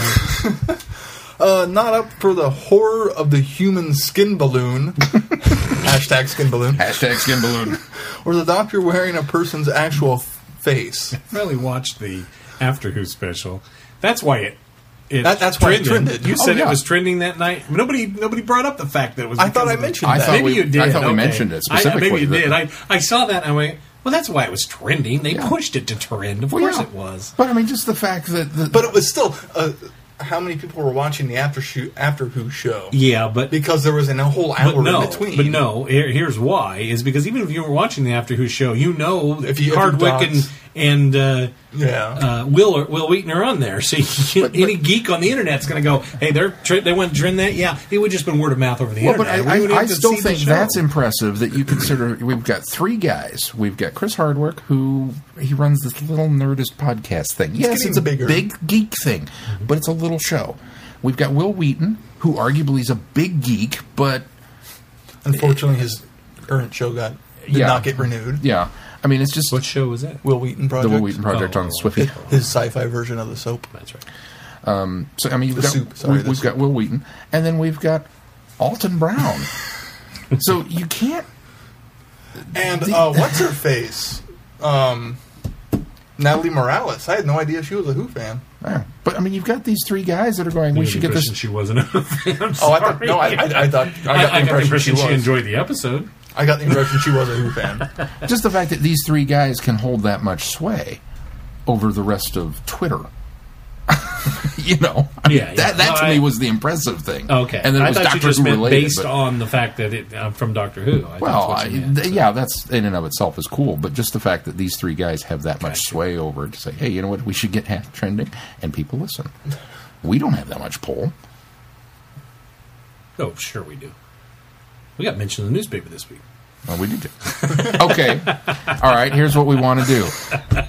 Right now, I want you to stop listening. I want you to go to your Twitter handle, and I want Where's Gary to start trending. Hashtag Where's Gary. Hashtag Where's Gary. I'm going to do it right now. Keep reading. Sorry, Lisa. We keep hijacking your feedback. It's been a silly night. Did you notice that it looked a lot... Did you notice it looks a lot like a bald Matt Smith? I did not notice that, Lisa. Oh, yeah, actually, now that she says that, the face that he puts on totally looks like bald Matt Smith. I'll have to go back and look closer. I wonder if they pulled that off the hairpiece map. Because when they designed... Yeah, well, I mean, when they designed the hairpiece to go on his head, wouldn't they have cast a mold of his head to make sure the hair sat right? I have... Don't you think? Yeah, but they could have done just this heart. I watched Face Off. They haven't addressed that yet. Oh. I know it's meant to be an analog for me, but this year has been wall-to-wall horror. From the stealing of hundreds of girls in Nigeria, to the invasion of Ukraine by Russia, to the onslaught that continues in most of the Middle East, to Ebola in West Africa, to commercial airlines disappearing or being shot down by Russians over Ukraine. I just don't need horror and gore for entertainment. Personally, I don't understand how anyone finds it entertaining, but we have at least 7 Saw movies and only 1 Serenity. There's an injustice for you. I will continue to watch and see if the show continues down this dark fourth Doctor with a pinch of 6 and a dash of 7 road it appears to be on. Probably not my cup of tea, frowny face. Bring on Danny Pink. I think having 2 guys together will be great. They can share the mystery that is women. Smiley face. Wishing Peter Capaldi the best of his childhood dream of being the Doctor. So until next time, take care everyone, Lisa. P.S. Noticing other podcasts are following your lead by starting a Patreon page. Well done, sirs. To be fair, Five-ish got it out before us. Well, so did Radio Free Zero. They've had it for a while. Yeah. And thank you for contributing to that, Lisa. Yes, Thank you very much, Lisa. And if you would like to follow Lisa's lead and contribute to our Patreon page, we would certainly appreciate it. We still need a server. Up next is Mark. Mark writes, no subject. Thanks, Mark. He wrote that? He did write that. I assume he wrote that. Nope. Maybe Google wrote that. I'll keep this brief as to not... Wait. Wait. There's one before There's one before that. I am reading the wrong Mark. You're going to read that one right after. I'm going to read this one first. Okay. And then you're going to read that one directly See, if I hadn't read the subject line as a joke, you wouldn't have caught me. It's true. All right, Mark writes feedback. Hi, guys. I realize I've probably missed the feedback for the week, but I've just thought, I've just realized that whenever I write an email now, I hear Sean's voice in my head reading it out. That's why you put Mark second in there. I'm sure I'll get to a point where wherever I read anything, I'll hear it in Sean's voice. I think it's because he's the one who usually reads these babies out. Thinking about it, I've been listening to you guys for, 2 years now? 3? How long ago was episode 10? So I'm sure somewhere in my subconscious I've got a complete soundboard for every word said by you guys. And that's just about enough to fill a book. God, I hope that made sense. I'm a bit under the weather today, so the concept of syntax and grammar is lost on me. Speaking of loss, what's with all these celebrity deaths recently? Robin Williams? Richard Attenborough? Lauren Bacall? It's all too much. I have to agree, Mark. Somebody else just recently. Don Pardo and somebody else. Last I saw was Richard Attenborough. Richard was the most recent one, I believe. Oh, it's going to bug me now. Sorry, I procrastinated from the point of this email. I just thought I'd write in to tell you guys that your Ice Bucket Challenge video was hilarious. I've chucked quite a few quid toward the charity because of that video alone. Probably should have used a gentler verb than chucked. So it was rather successful good deed. Every time one of these little Traveling the Vortex videos come out, I find myself in hysterics. Sean, you really have physical comedy nailed. The minute gestures you make when talking and so on. Good work, mate. I just didn't think I was talented. Thanks. Actually, it has nothing to do with acting. He's just like Yeah, that. that's how he is. It's not acting. It really is. That's just me. Keith Glenn, I realize that it seems as though I've only been praising Sean there, but if he gets too big-headed, you can slowly break him down over the course of the next 2 hours. No hitting, though. Oh, that's no fun. As usual, by the time the podcast wraps, I will be back to my normal level-headed self because they will not let me. Anyway, you guys are a joy to listen to as always. I've attached a link to my blog review of Deep Breath below, should any of you want to check it out. See you, hear you, next week. All the best, Mark McMarmite. P.S. Loving the Minecraft talk lately. I don't play the game myself, but I keep finding myself going back to Stampy Longnose's videos. Good God, that guy is entertaining. And we will post Mark's... Stampy is funny. He's funny. Him and then Squid, Ballistic Squid. We will post Mark's link in the show notes. He wrote in again, this time with no subject. I'll keep this brief as to not drag you guys away from the review of Into the Dalek, but I just thought I'd say, what do you guys think about the idea that the reason why Capaldi looks like the guy from Fires of Pompeii is because in a timey-wimey way, he's trying to tell himself there are no fixed points in time. Good. I imagine this might come into play in the future, and what is a better way of conveying that message than to make sure he donned the face of a man he broke the first law of time to save? Just a thought. Figured I'd pitch it to you guys. Happy podcasting. Good. I like I that. like it a lot. I think I'll be kind of disappointed if they don't go with that now. I think Capaldi looks a lot like the guy from Fires of Pompeii because it was Capaldi in Fires of Pompeii and not Gary Busey. I don't know. I'd Thank goodness he was only like Gary Busey. Maybe Gary Busey from like 30 years ago, but I don't know about now. I don't care. Wasn't he on that list of American doctors? What if? No, I don't think so. Oh, maybe I'm remembering wrong. I don't remember who all was on that because I didn't agree with most of it. Up next is Alex. I thought it wasn't a bad list. Some of it I was okay with. Some I did not agree. Alex writes, "Don't be lasagna." Hey guys, Alex here, writing in for the first time in a while. I thought you said for the first time. No, you're not. Writing in for the first time in a while. You liar. I'm a little bit behind in your podcast at the minute. I lost my headphones a few weeks ago, and I generally listen to TTV while I'm on the go. So that puts something of a dent in my listening time, but I'm endeavoring to catch up so I can join in on the discussion of Series 8. Isn't it Alex who dived behind a planter? I think it was. Yeah. It was in a store. Well, wasn't it? yeah, Shopping. while he was on the go. Yeah. So while I'm still catching up, here are my thoughts on the first two episodes. I'm really looking forward to hearing what you guys thought of them. Deep Breath was, for me at least, a fantastic introduction to the new Doctor. Capaldi met every expectation and exceeded many, and he had me from the word shush. What a great first line. He was manic at times and melancholy at others, and though his portrayal is certainly less inviting than Smith or Tennant's, he was always recognizably the Doctor. I think that in particular, Capaldi benefited from the feature length of Deep Breath. Long, dialogue-heavy scenes, like the conversation with the tramp or the meeting with Clara in the restaurant, really helped flesh out his character and provided some excellent lines to boot. Speaking of Clara, Jenna Coleman was at her best in this episode. Her struggle with accepting the Doctor's new form was well presented and incredibly interesting, as I don't think the show has really tackled that idea to such a large extent before. To that end, I really appreciate Matt Smith's cameo towards the end of the story, as I'm sure Keith did. Yes. A few people have complained that it felt a bit too much of a fan-serving scene and undermined Capaldi, but I honestly don't feel like this was a I honestly didn't feel like this was a reassuring the fangirls moment at all. It felt completely right for the story they were trying to tell. Capaldi's lines directly afterwards, "I'm not on the phone, I'm standing right here in front of you, and you don't see me. Do you have any idea what that's like?" were the most powerful of the episode for me, as they really made me think about a generation and dissonance between faces the Doctor must really feel in a completely different way.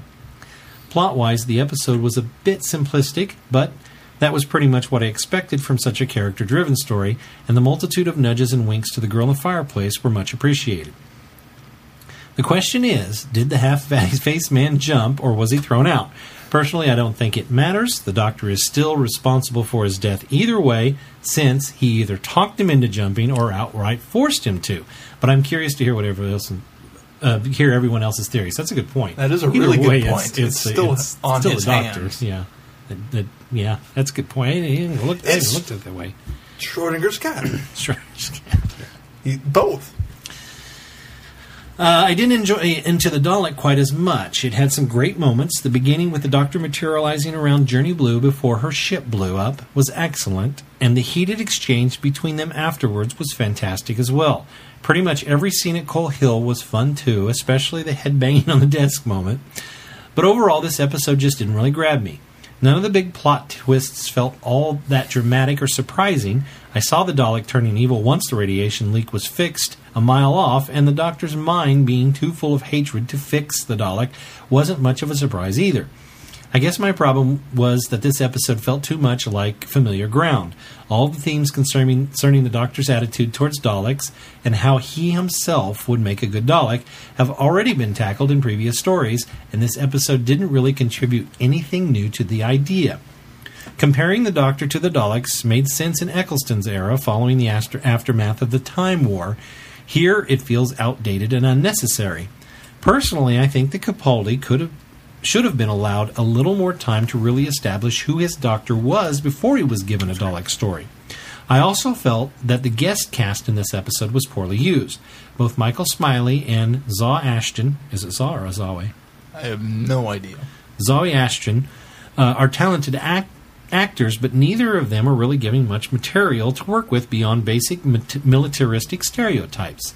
Still, Capaldi and Coleman continued to impress, so it wasn't all bad. I also really admired the set design in this story. The production crew must have spent a lot of time and money making the interiors really feel like the inside of a Dalek. Overall, I think Into the Dalek was a great concept, but it just lacked the substance that would have made it a great story. I think that's all from me for now. Hopefully I've caught up with the podcast within the next week or so. Oh, before I forget, I have another British TV show recommendation to make. There's a conspiracy thriller on Channel 4 called Utopia, which recently finished its second season. It's an incredibly well-put-together show. The music and directing in particular are stunning, and each scene feels almost like an art piece. The plot is really well woven too, though I won't tell you much about it since it'll be much more fun if you go in fully blind. I will warn you in advance, though, that it's a dark show. A very dark show. Check it out if you have a chance. I hope everyone on your side of the pond is happy and healthy, and I look forward to writing in again soon. Happy traveling, Alex. Thanks, Thank you, Alex. Thank you, Alex. We'll have to try to check it out before the Fox show premieres called Utopia and get a bunch of confusion over the episode you're trying to find.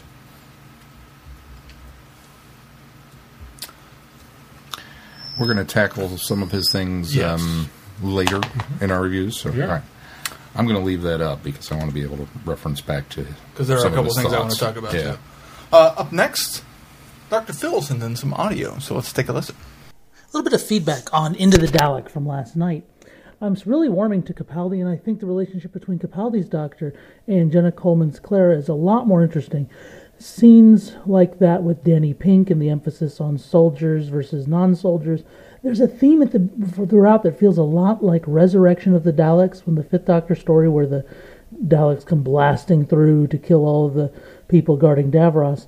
Reminded me a lot of the kind of tone, the darker tone of that. Color palette and also just kind of the worldview. And I was impressed at the beginning with the chase sequence that the Doctor, of course, saves the pilot, and a lot of his decisions are very calculated, and I thought it was extremely neat how the whole thing revolved around, can a Dalek learn beauty? And the Doctor nearly succeeds, and I think it's the only thing that seems clunky in the episode, and this is a completely superficial comment on my part, is how the images behind Capaldi as he's convincing the Dalek to see beauty just look absolutely terrible. But besides that, there's a whole lot of depth in this story, and I think Phil Ford is one who does need to come back again and again to offer what his insights are on Doctor Who, because I think together with Stephen Moffat, they create a really rich and thoughtful and thought-provoking story for us to kind of wrap our brains around. And even the little bit about it being Fantastic Voyage into a Dalek is really just kind of a hook. It's not even really a major part of what the story's about, and I was kind of pleased by that, is that it was just a small portion of what was really a rich and thoughtful story. Anyway, looking forward to hearing what you guys think. Bye-bye. Thank you, Dr. Phil. Yes. And I'm kind of surprised that this is only his second episode he's co-written. And it's interesting that he's always co-writing them. Yeah. Where Waters of Mars is great, but from when I looked at his Sarah Jane Adventures list, I wasn't as impressed. Yeah, I think that we're talking Maybe about he's Phil better. Ford. Yeah, maybe he's better with the darker stuff. Well, and somebody pointed out on something this week that there were a lot of co-written episodes with this season, Stephen Moffat this season. Yeah, and I wonder if part of that is Moffat kind of feels like he needs to steer the boat a little better, and so he's stepping Could be. in and doing more than guiding scripts and maybe doing a little more writing so that they do concisely move into port. Well, and it could be very possible that Moffat's writing a lot of the Coal Hill School stuff. Or the and- Missy stuff. Yeah, Heaven stuff. and the Missy stuff. Yeah. And then Phil Ford wrote most of what the actual Dalek storyline. Right. I doubt. I don't even think it's broken down that succinctly. I'm sure it's I not, think but- knowing that the Moffat master plan with where he's going with moving the goalposts and this new regeneration, that he's got something in plan for that, and why the Doctor can't remember certain things. Well, because he wrote Name of the Doctor, he wrote Day of the Doctor, he wrote Time of the Doctor, so And he's had then- he's had that, you know. that whole run up to it, and I suspect that he probably has not just an arc, but a very specific beat measured out for Capaldi's Doctor. I would agree. And that he's bringing these other writers in to kind of flesh out the rest of the story, as long as it conforms to, I've got to get this moment, and this moment here in this episode, because it's going to be important later on. I would agree. That's just my opinion. I could be wrong. I agree.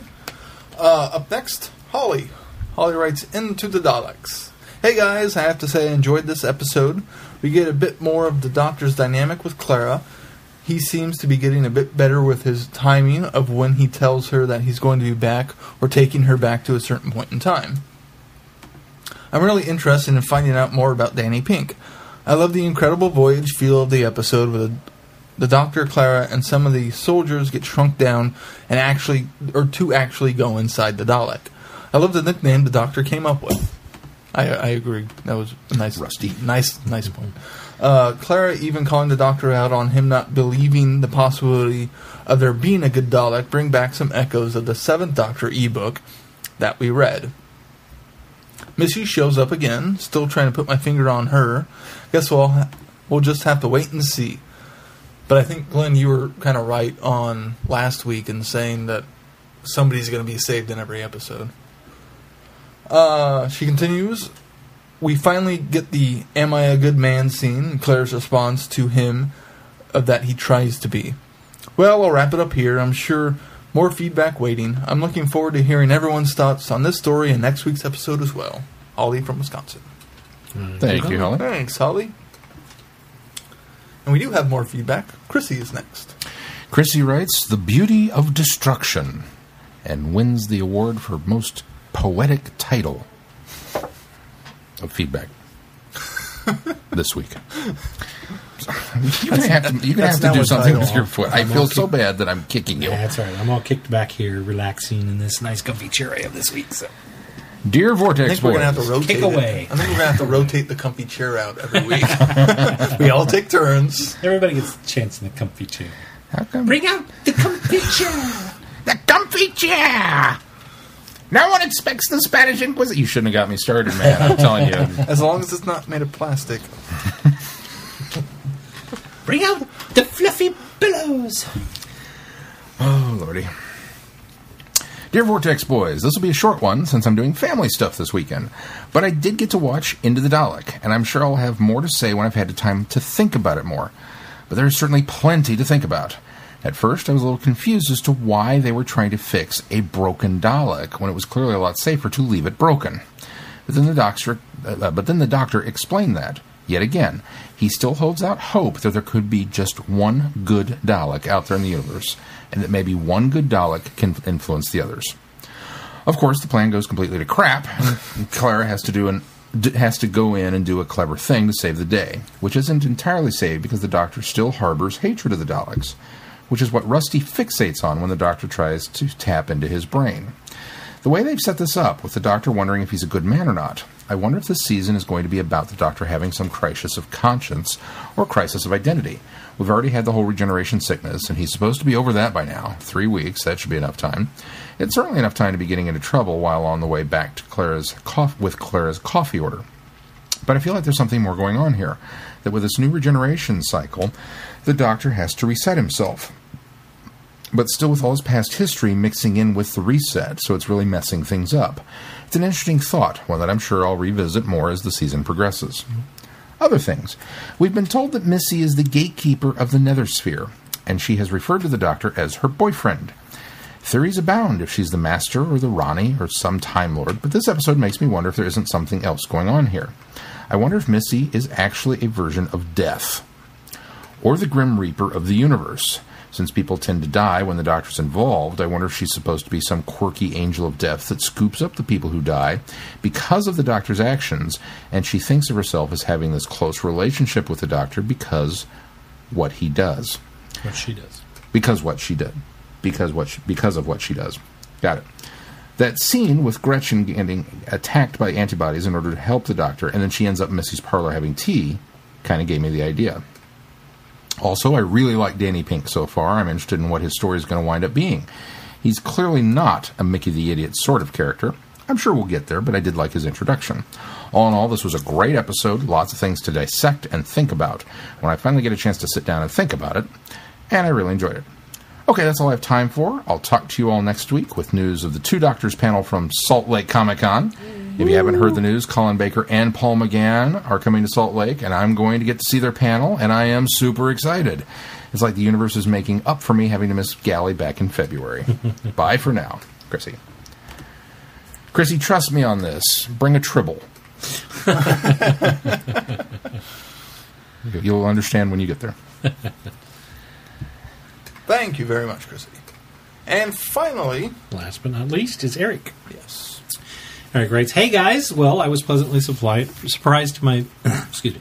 Well, I was pleasantly surprised by my ability to get last week's feedback in on time. Let's see if I can do it again. When I wrote in last week, I hadn't yet heard the podcast from the week before. Have you guys figured out who the extra doctors in Legacy are yet? we actually did right before we recorded. In case you haven't, you should know that they are the expert version, because we do this. We answer the question and then we go, oh, if you didn't, So if in case you haven't, you should know that they are the expert versions of some of the Doctors. So far, there are expert versions for 1, 2, 9, 10, 11, and 12. There are more powerful versions of the standard characters. You might try going after the 11th Doctor Plus, as he's called. He's a prize for beating They're Coming.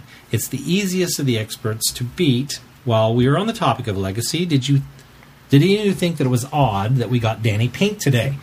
He was barely in an episode and didn't have anything to do with the plot. He's also yellow, which is overrepresented. Why couldn't we have had a blue character that was more relevant to the episode? It seems to me that one of the soldiers should have been appropriate. Or how about Rusty? I was all set for a Dalek companion. Well, because you get Dalek Clara. Well, some of us don't.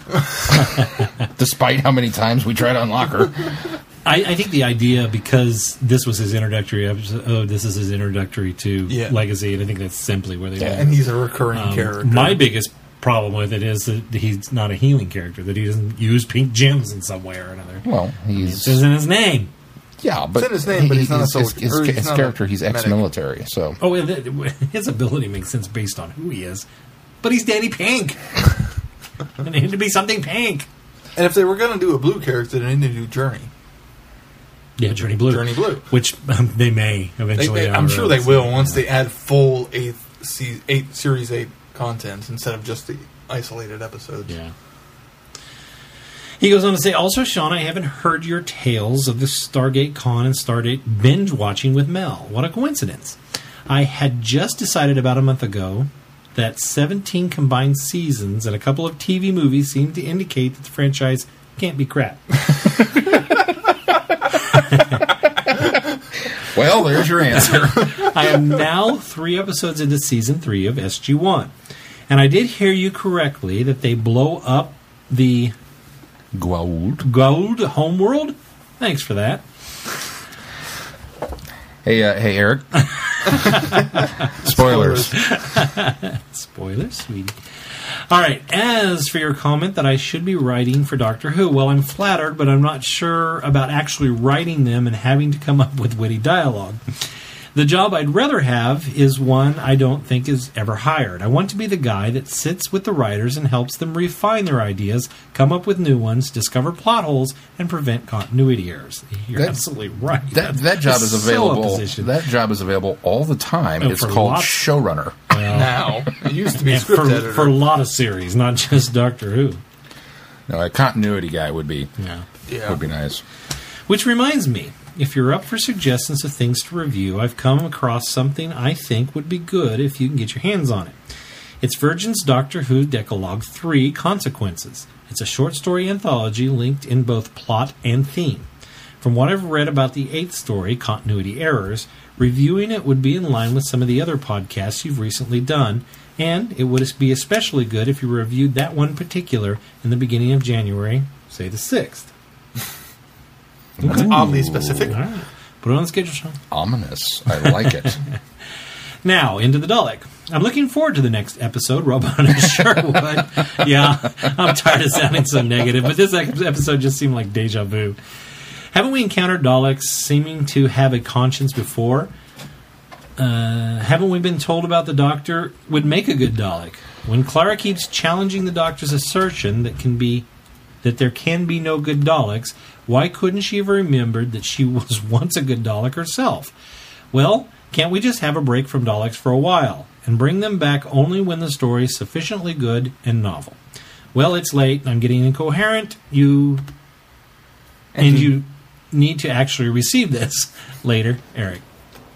It's late. We're incoherent, and we did receive it. So. Thank you, Eric. I tell you, I'll bounce into this one and talk about this because I was going to say something when we review this, but this brings up a great point. The fact that Clara was a good Dalek, but I think that goes back to my whole.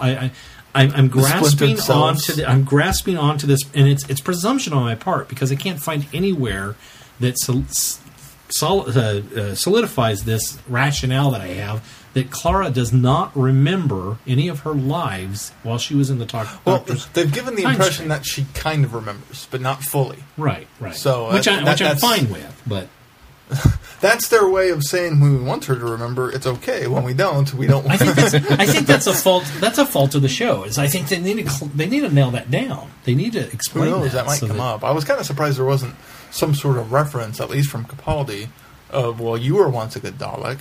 Yeah. And there was nothing. Yeah.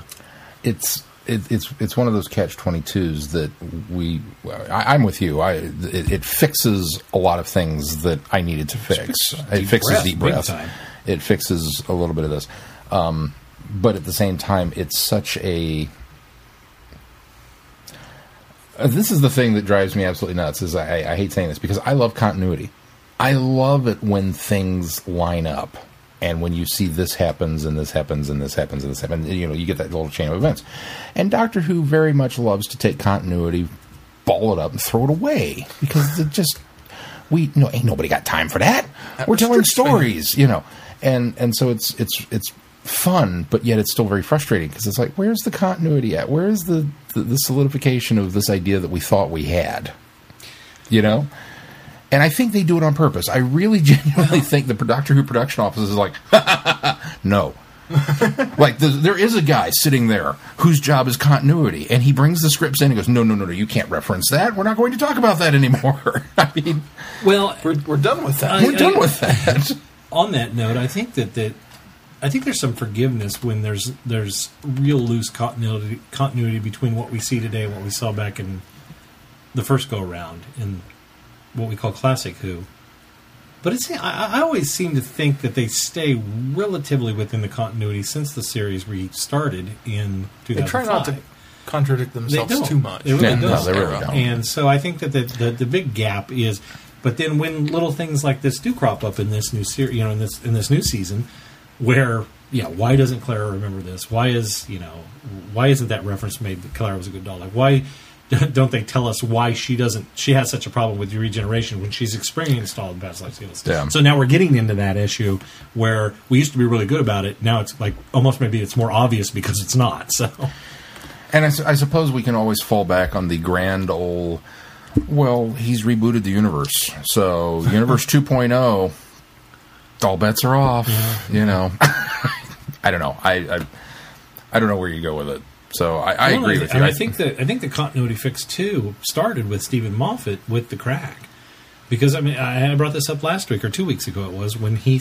mentions, a 30-foot Cyberman walks through London and nobody notices. He was hinting to the fact that the crack was causing the erasure, basically, of things that had happened in people's minds. Is why people were forgetting. Yeah. And I thought, okay, how clever. If you're going to do that, if you're going to kind of erase some of the grand spectacle that was the Russell T. Davis era, then, okay, I'm fine. You can do it that way. It's a good way to do it. And then the reboot, or Big Bang 2.0, was the solidification of that, in my opinion. So, seems like he had a good handle on it until we get to here. Until it's his own continuity. Well, let's move on to our actual the series review. is not over. We may get answers to all of this. Yeah. I was dumbfounded by the fact that he wrapped so much up just at the last season. Well, yeah. That we had a lot of questions hanging out there. So, a journey into the most dangerous place in the universe will test the limits of the Doctor's compassion and force him to ask the question: "Am I a good man?" Can't quite ask it that way. Am I a good man? Am I a good man? Dun, dun, dun. Oh, good. I get a dun dun dun this week. I almost didn't do it. No. Here's my reason for almost didn't do it. I almost didn't do it because I really have watching this episode, I really felt like I was going to come down on a very different side of this than both of you. And so I actually came into this tonight thinking, I'm going to kind of give my 2 cents on this and then kind of let you guys carry it on, because I liked this episode a lot. I liked this episode a lot better than Deep Breath. Now, Deep Breath had a lot of things in it that I liked better, moments that I liked, line and dialogue that I liked. But as a story itself, this one I had no problem with. I sat down and watched this from beginning to end and absolutely loved it.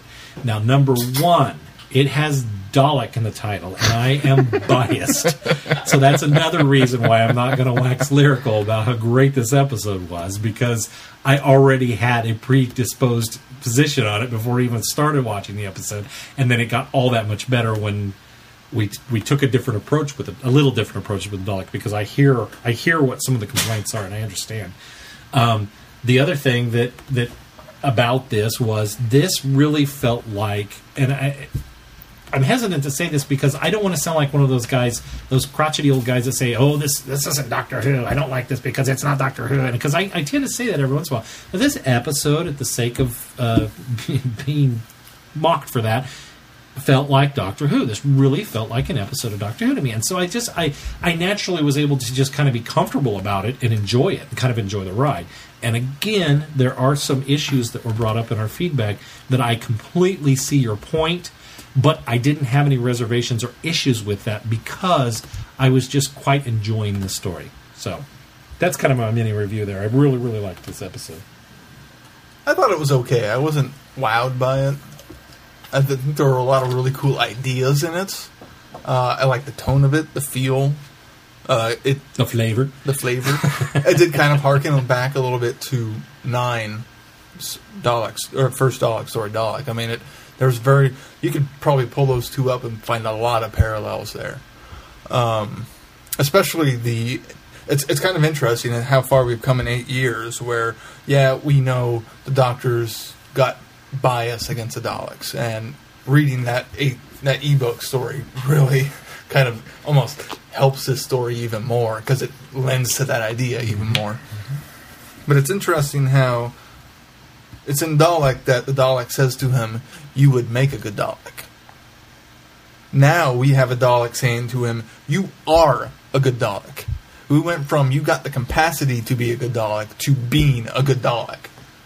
That is a huge statement, I think, just on Capaldi and the Doctor in general, of his hatred towards Daleks. And that line simply is why I was okay with it harkening back to that idea, because you're right, it takes it just a step further. Yeah, and that's one of the things I really liked about the story, was that, and the whole idea of exploring on TV, let alone going inside a Dalek, even though some of it felt a little familiar, like the Tesseract. Okay, my mind went to Adventures. Tessellect. No, Tessellect. Tessellect. Within the antibodies very much in Let's Go Hitler and, Series 6. So there are a lot of familiar ideas in it, and I think that's partially why it may have felt more like Doctor Who to you, because there's a lot more familiarity and in the storytelling, and I really didn't have much complaints about it. It's as some Dalek stories are, they're rather kind of somber and serious. Some are a bit more fun, like I think Revelation, or not, Resurrection. No, Revelation. Remembrance. That one. Okay. I think Remembrance is a bashing fun Dalek story. Genesis is not. I mean, there's kind of Bashing fun. A bashing fun. See what he did there. Some are a lot of fun, some are very serious and somber, and this is one of those stories, and it poses a lot of fascinating ideas to explore that I'm glad they did on television, because it almost felt like it was something they wouldn't do unless it was in other media, like the ebook we got. That's a good point. And that's kind of where I come down on it, where it was a very enjoyable story. I don't know if I'd go back and rewatch it a lot, but it was good. Another callback was shrinking the Doctor down to go in. I remembered Invisible Enemy, which was not one of my favorite stories. Well, but I kept thinking, this is so much like that. So Sean, we haven't made Sean's clones. really enjoying this one right now. We haven't made clones. This time we're going in ourselves. I think you're both right. I think I know that right now fandom's very much on the fence with the comparison to Dalek, especially with that. Well, you've already used that. I agree. I think it's a measuring stick that shows over the last 8 years that we have progressed to you would make a good Dalek to no, you are a good Dalek. And it's a little shocking and knife in the heart to hear that from, our doctor. Because our doctor's cool, and even reading the ebook, we had that. Man, it was tough to read some of this because he's got this weird built-in prejudice. Which, and if anybody deserves, I think, to have that default of no, they're bad, they're evil, they can never be good, it's the Doctor. Everything he's seen with the Daleks. Yeah. I mean, I always feel it's justified, and I always like exploring it. Mm-hmm. And for all of the history, for all of the wrongs, for all of the deaths, for all of the injustice that they have caused, to then culminate in the fact that because we know there's a happy ending, we know that Gallifrey has made it out, and that he thinks he made it, but for all intents and purposes, he's still of the opinion that he burned. Well, but even if Capaldi now remembers that, he still burnt all the Daleks in that scene. He saved Gallifrey, but he still essentially committed genocide. Exactly. And so that's got to be something that is still weighing on him to this day. So, hey, here's a Dalek, and it's doing this. I can see where that's still got that stigma attached to it, because it's not just the wrong and the wrong and the wrong and the wrong and the wrong. It's all of those wrongs culminating in the loss of his home planet and the fact that he was forced to be pushed to that point. Regardless of if he actually destroyed them or saved them, they're still gone. Right. So it's not like it's splitting hairs to some extent. Yeah, exactly. So I can justify it on the one hand, and I'm still very uncomfortably unsettled by it on the other. And that to me is the mark of really good writing. When it's one of those things that you question whether or not you enjoyed it, but you're questioning whether or not you should be.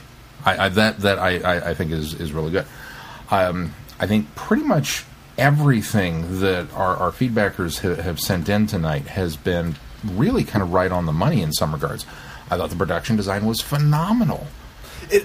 Part of it, I think, why it felt like Doctor Who, maybe for you, was the production design, and there was a decent amount of practical effects. I mean, there were things that I recognized that were other things that were supposed to be something else in the show. It kind of harkened that the inside and the sets kind of harkened back to the classic series, and it's ironic that I don't know why I think I was thinking about it recently because my mom watched The Mind Robber and was kind of meh on it. And I was kind of thinking back to she's been spoiled now with CGI effects on Doctor Who, and how I kind of wish there were less CGI and more practical effects on the show. And then we get this where there's CGI, but the practical, there's a lot there too. Yeah. And so it's a nice balance. Well, and I love I love the ship. I love the fact that we've got this medical ship that it once again, No need for a medical ship anymore. It doesn't look like a cookie cutter ship. It's like they went out of the way to make it look like something a little different that we hadn't seen. It's like, okay, cool. I love the medical lab with the shrink, whatever that was. I really like this reaction to it too, of a kind of lounging all over. Oh, this is gorgeous. He was genuinely excited by that, and so that was cool. I liked the transference when they actually went through the eye stalk, and there was that weird kind of membrane that they passed through, and a very trippy Third Doctor sequence with, as we kind of fold ourselves through this thing. Sarah did kind of ask when we were watching it, why didn't they just kind of open the lid and drop it in? That's anticlimactic. I at least was able to come up with maybe it's so damaged that it can't open anymore. There's a booby trap. It would have self-destructed. There you go. So I enjoyed that. And then they hit me with... so we get inside, and there's a momentary bit of, aw, because it looks like a corridor and a railing. Well, that's not very exciting. I don't know what I was expecting, but it wasn't that. I was expecting something grander and bigger than that. But then they hit me with the sound effect.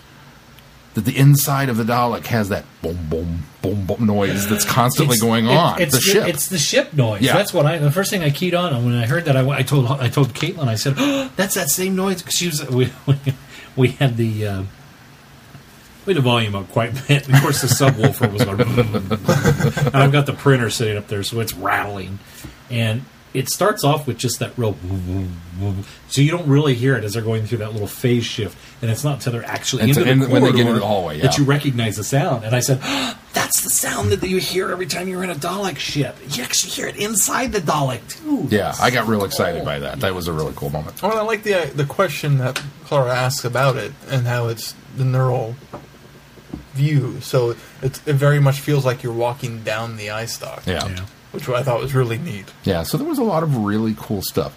The anatomy of the Dalek was incredible. The whole anatomy of the Dalek. Melding the organic with the mechanical and making it make sense. And making it more than just a little bug in a big shell casing, running things around. An alien driving a titanium tank. It's not driving a titanium tank. It is all part of the same device. Yeah, it's very integrated. Love that. So much of that was incredibly well done and very well thought out. And so we go down, and we've got, of course, some standard... We've got some business to take care of. We've got to get to the reason why is this Dalek good and what happened and, the memories and whatnot. And we go down the chute and into the disposal unit, which... I can't say for certain, but I would be willing to bet that despite the fun that scene posed, Capaldi was probably not a fan of getting his new uniform dirty. He got out of it pretty quick. And you notice how dry and clean they were in the next scene. Quickly, yeah. It was like, bam. Maybe it's because they're too small for the surface tension. I don't know. He strikes me as one of those guys that's like, oh, really?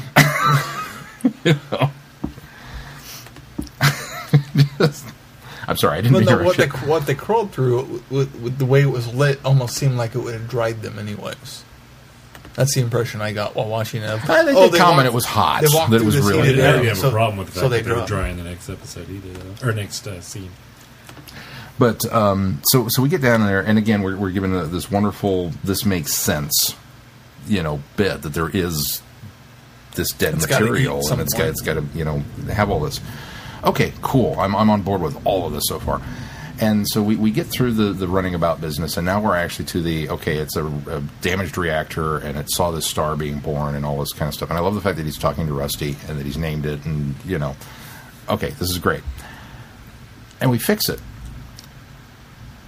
And then it immediately reverts back to type and begins trying to kill everything in the room and sending the signal to the Daleks. And it's like, okay, we've got trouble. And it's like, well, who didn't really see that? I was kind of surprised it came as soon as it did. Well, here's the funny thing. I figured that was going to be the climax. When they healed it, when he sealed up the little breach, the little radiator reactor breach, I went and he turned. I thought, well, as he was doing it, I thought, we're only about 20 minutes into this episode, and we're already doing this. So that was the first thing that kept me off to... Well, things aren't what we think.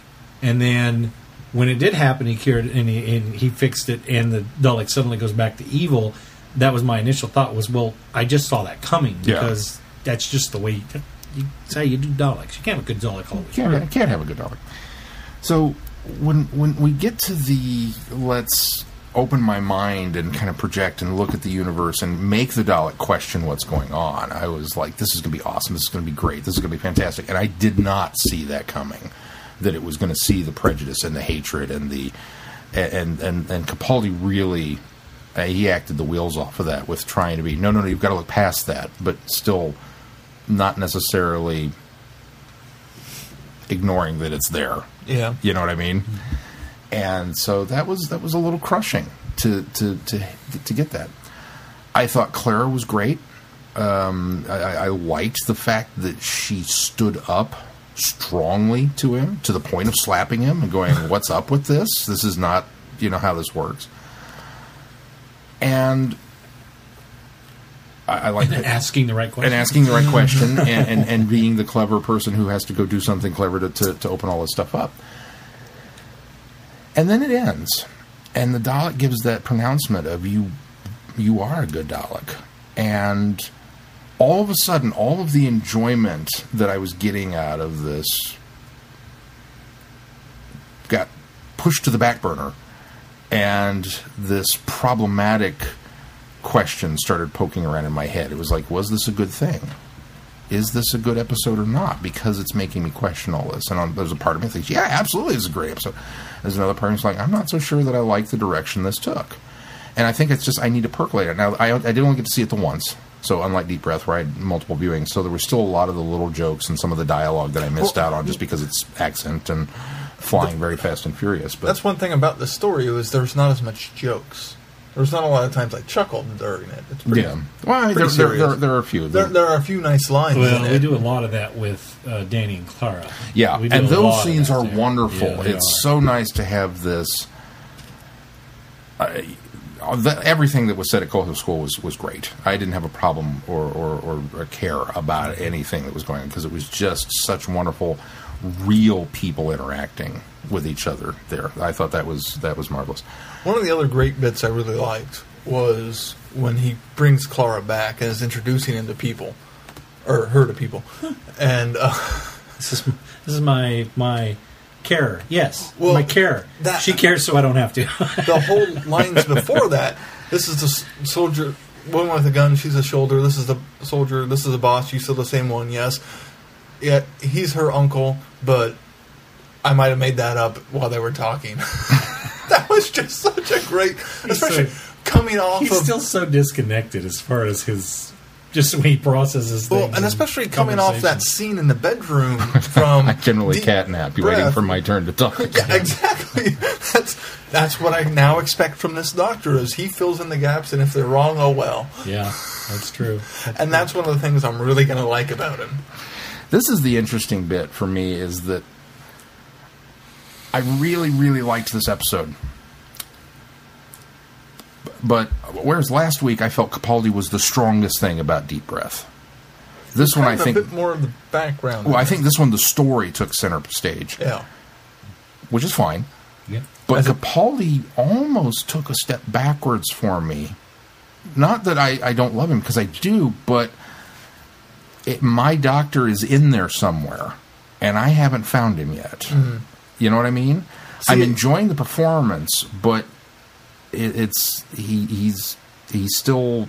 I still got to chip away some of this exterior statue before I see the David inside. Well, I think part of that's because he's still questioning elements of himself. Yeah. And so we continue to question elements about him. So, but I do think we get a better taste of what he's going to be like. Yeah.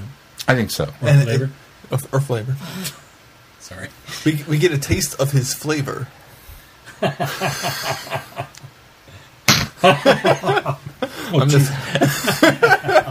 I'm just going to. Oh my! That escalated quickly.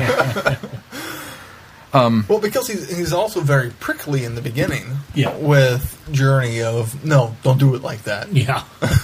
Which was very much felt like carryover from Deep Breath, where near kind of as it continues, he kind of softens a little bit more. Honestly, I liked the prickly. I liked that scene in particular. I admired the fact that he was putting her in her place. That I just saved your life, and you're standing here pointing a gun at me. And just that he just kept repeating, "Don't do it that way." And she finally tacked the please on, will you take, yeah. And he, that's all he had to say. But unlike so many, because that's a very Doctor thing to do. Whereas the fourth Doctor would have made a joke about it. What, no please? Or something like that. But the fifth Doctor would have commented on, "You're being very rude." But Capaldi's like, "No." Screw that. I'm not going to put up with this. I think that brings up something that I've noticed too. There's been a lot of talk in fandom that Clara's a control freak, and they addressed that last week in the episode of Deep Breath, in the fact that Capaldi or the Doctor sort of calls her out on that. And I don't want to go too much into this because there's also a lot of fandom that's talking about the misogyny of Moffat and how he hates women and how he writes them in certain ways which we've kind of discussed in little bit, touched on before, but I don't want to get too deep into that. But that being said, I do agree that I think she is written as kind of a control freak. I mean, she even, as far back as 11, always told him, "No, you come get me on Wednesday." She was always in control of when he came and got her. Well, there's that whole "you're the boss." Yeah, exactly. And there, even in the Journey into the Center of the TARDIS, she was very controlling in that until she got lost and had to be rescued. But so there is a lot of that, and there has been a lot of that. And she seemed to be able to lead 11 around a little bit, and he was fine with that. And he kind of let her. He always kind of controlled the situation, but she was always in control. And I wonder if part of that was also because he was still trying to figure out her mystery. Well, that could be too as well. And so I sort of like the idea now that I get the impression that the 12th Doctor is a control freak as well. I think that echoed a lot of things in that conversation in the diner when they were accusing each other of the same thing. I think they are. I think they're a lot alike in that aspect. And so I think that is something that they're going to work on this season as far as their dynamic together. And I think that kind of goes back to that whole, while there were a lot of things, we were talking about how she slaps him and she comes up with a question. I like the idea that they're able to kind of bounce back and forth and take those control aspects and utilize them in different situations. But then when they're together, there's still kind of this weird kind of just, I don't want to say conflict, but it still is that nice change of pace of playing off of each other by kind of butting heads a bit. Yeah. And I like that. Not quite to the extent of Donna, which I've heard already some people compare her to Donna, but in a way it's a shade of that same relationship. Yeah, and I brought this up last week too, that's what I liked so much about Donna's relationship with the Doctor is the fact that she was able to call him out. But Donna was also that, it's like she knew 10. Yeah. For years. It was like they were great friends. Like they had been great. Even though they had only traveled together a little bit, they really fell into this relationship where they were great friends. But she was very much like that. Whereas Clara's coming from a different angle because, number one, she didn't travel with 11 that much. So I don't feel like they had that real buddy-buddy companionship that Donna and 10 had. I think they were getting there by the time Day of the Doctor came around because they were kind of doing that kind of sensing each other type thing. But even more so now that she's clashing with the personality of the 12th Doctor, it changes that dynamic, and it's not so much Donna-ish because she's now fresh into a new personality of the Doctor, and so we're getting to really kind of explore that as well. So I can see where people are pointing to that as a emulation or a reflection of Donna, but I think she's really kind of got her own thing going too. So. Yeah, I agree, and I don't think it's as much married to that idea as people want to make it. I think it's just that's the closest they've got to go with of the companions in the new series, so that's where they're going to line up with. So, and here's the one problem I foresee with this. Now, taking the current rumor mill aside of where things may wind up, you can't have two control freaks in the same space for too very long before it's going to de-evolve into... For the same reason you can't have Adric and Nis on the same... It's hard to screw. Yeah, it just doesn't work. And so I think, in a way, this is very much kind of paving the road for what we suspect, if the rumor mill is accurate, may wind up happening later in the season. And I think that's kind of unfortunate because I still don't feel like... I know there's a lot of Clara haters out there that just do not like her. And I think... 3 times that's dinged on me. I think it's just that we still haven't really got the essence of who she is, because the mystery and the impossible girl and the plot device of last season was so driving for everything that she didn't really get to be a companion in her own right. And if now everything's being set up for this control freak attitude, that we're still kind of doing her a disservice. So in a way, I'm kind of hoping that the Danny Pink scenes will soften that and allow that to be more of her. This is the companion that you're supposed to be with versus the Doctor. I mean, quite honestly. Now, having said all of that, the caretaker scene.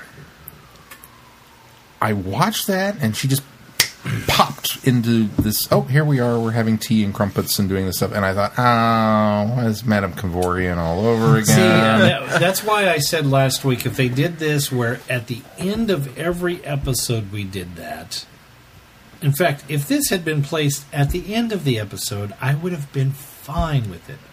Because I like the idea of, boom, here's your story, boom, here's what we're working to. Boom, here's your story, boom, here's what we're working to. That would have been a great pace to take the entire season out that way. But by placing it where they did, I did the same thing. I went, here's Madame Kavorian again. We're going to do this. And I really steamed and thought about that for a while. And then I kind of come down to the fact that I realized why they did it, because I think they were afraid that we would have forgotten who this person was, which we shouldn't have, because it was a powerful scene. Yeah. We would have forgotten who this person was by the time we put that at the end of the episode. So we felt like we needed to put it right there after she left. Had it been Journey, I think they probably would have done it at the end. So I understand why they do it. It doesn't excuse it, but I said last week I'd like to see them do that and just do it at the end every time, and I would be perfectly happy with that, but they've already messed that up, so apparently they don't listen to me. Well, here's the interesting part of that is right on the heels of Madame Kavorian scene again. For whatever reason, the Human Nature book popped into my head. Death. And I thought, this is Death. That's totally who this person is. It is Chrissy's. Death. And I think Chrissy is 100% on the money with this one, that this is Death, and that she does have a very long history with the Doctor. Especially since she keeps referring to it as heaven. Do we need to go back and read the Virgin Missing Adventures now? Well, this is the other reason I think this. Because we know that Moffat likes to pull from these other sources, and I think he probably thought to himself, what would be a really cool idea is let's do this. Remind me to talk with you guys about something off mic that I don't want to talk about on the podcast yet, because I don't want it to be too spoilerish if it ends up to be true. So fair enough. So, I'd like to spoil you guys. You don't want to not season 6 incident. You're not going to write it down in an envelope and seal it up and make us wait until. But yeah, I River is Amy's daughter. That's what it is. Oh no. Poor Scary. I think it is. Gary's in heaven. He's hanging out with Missy.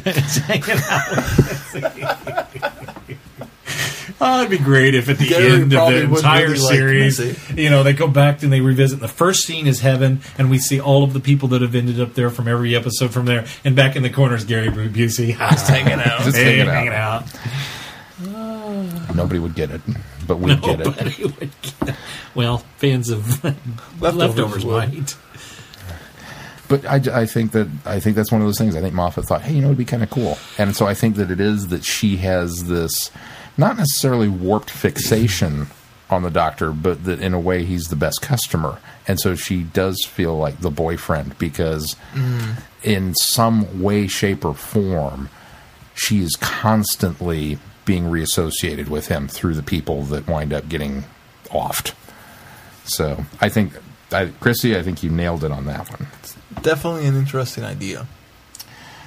Real quickly, I wanted to talk about the titles, because we completely glazed over that last week and didn't discuss them at all. And I wanted to get your guys' thoughts on the new title sequence and theme song. Yeah. I'm okay. I like the theme song. I'm not a big fan of the first half of the titles. Really? I don't like the clocks. I don't mind the gears in the background. I I liked it, except for it wasn't until Steven Stepanski said on Radio Freezer that they really feel like they're driving. Well, I think it's Warren didn't like it, and he said, "Yeah, they're kind of driving home." Stevens kind of said, "Yeah, they're kind of driving home the time aspect of it." And I was fine with it until he said it. Then I watched it this week and went, "I guess I kind of are," but I still like it. I don't have a problem with it. I like in the second half when we're in the vortex. Maybe I'm just more of a purist, and it's always been a vortex. It should always be a weird vortex, not literal time.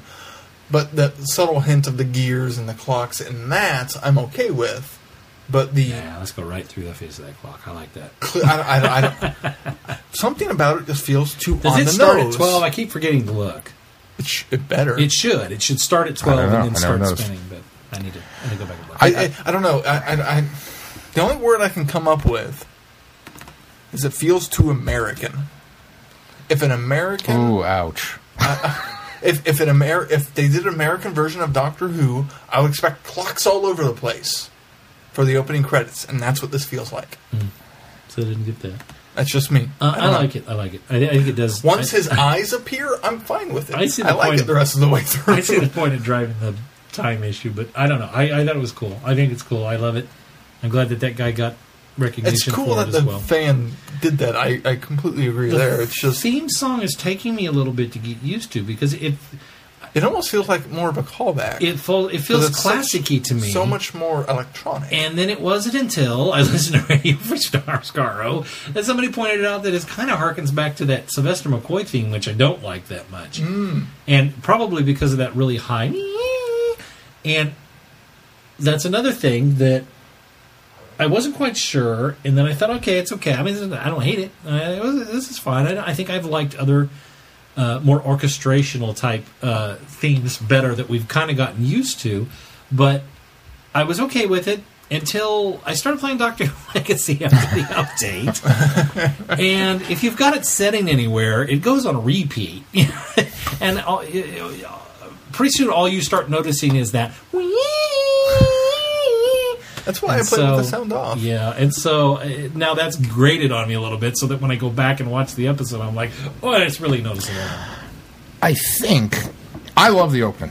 I think it's really cool. It's cool. I think visually it's cool. I was with you guys that I was a little uncertain about the actual numbers of the clock. Like, I didn't mind the gears in the vortex. I thought that was cool. And I didn't mind if it had been a subtle reference to time, but to actually do this swirly cue with Roman numerals on the thing, I felt a little strange because a clock is simply a representation of passing time versus actual time travel. It's a measure of time. It's a measure of time. Yeah. It felt like an H.G. Wells intro more than a Time Lord intro. That this is how a human would interpret this. But the more I've watched it's a bit like that Big Finish audio that we listened to with Daleks, and was it the mirrors? Doctor? Yeah, and the mirrors, and passing back and forth through the mirror. Yeah, it's kind of like that. But the more I've watched it, the more I think they use time as a chronometer on it too to set the mirrors to the travel through, didn't they? Yes, they did. Maybe that's why I say almost American, is it's too simplistic of a concept of how do we portray time.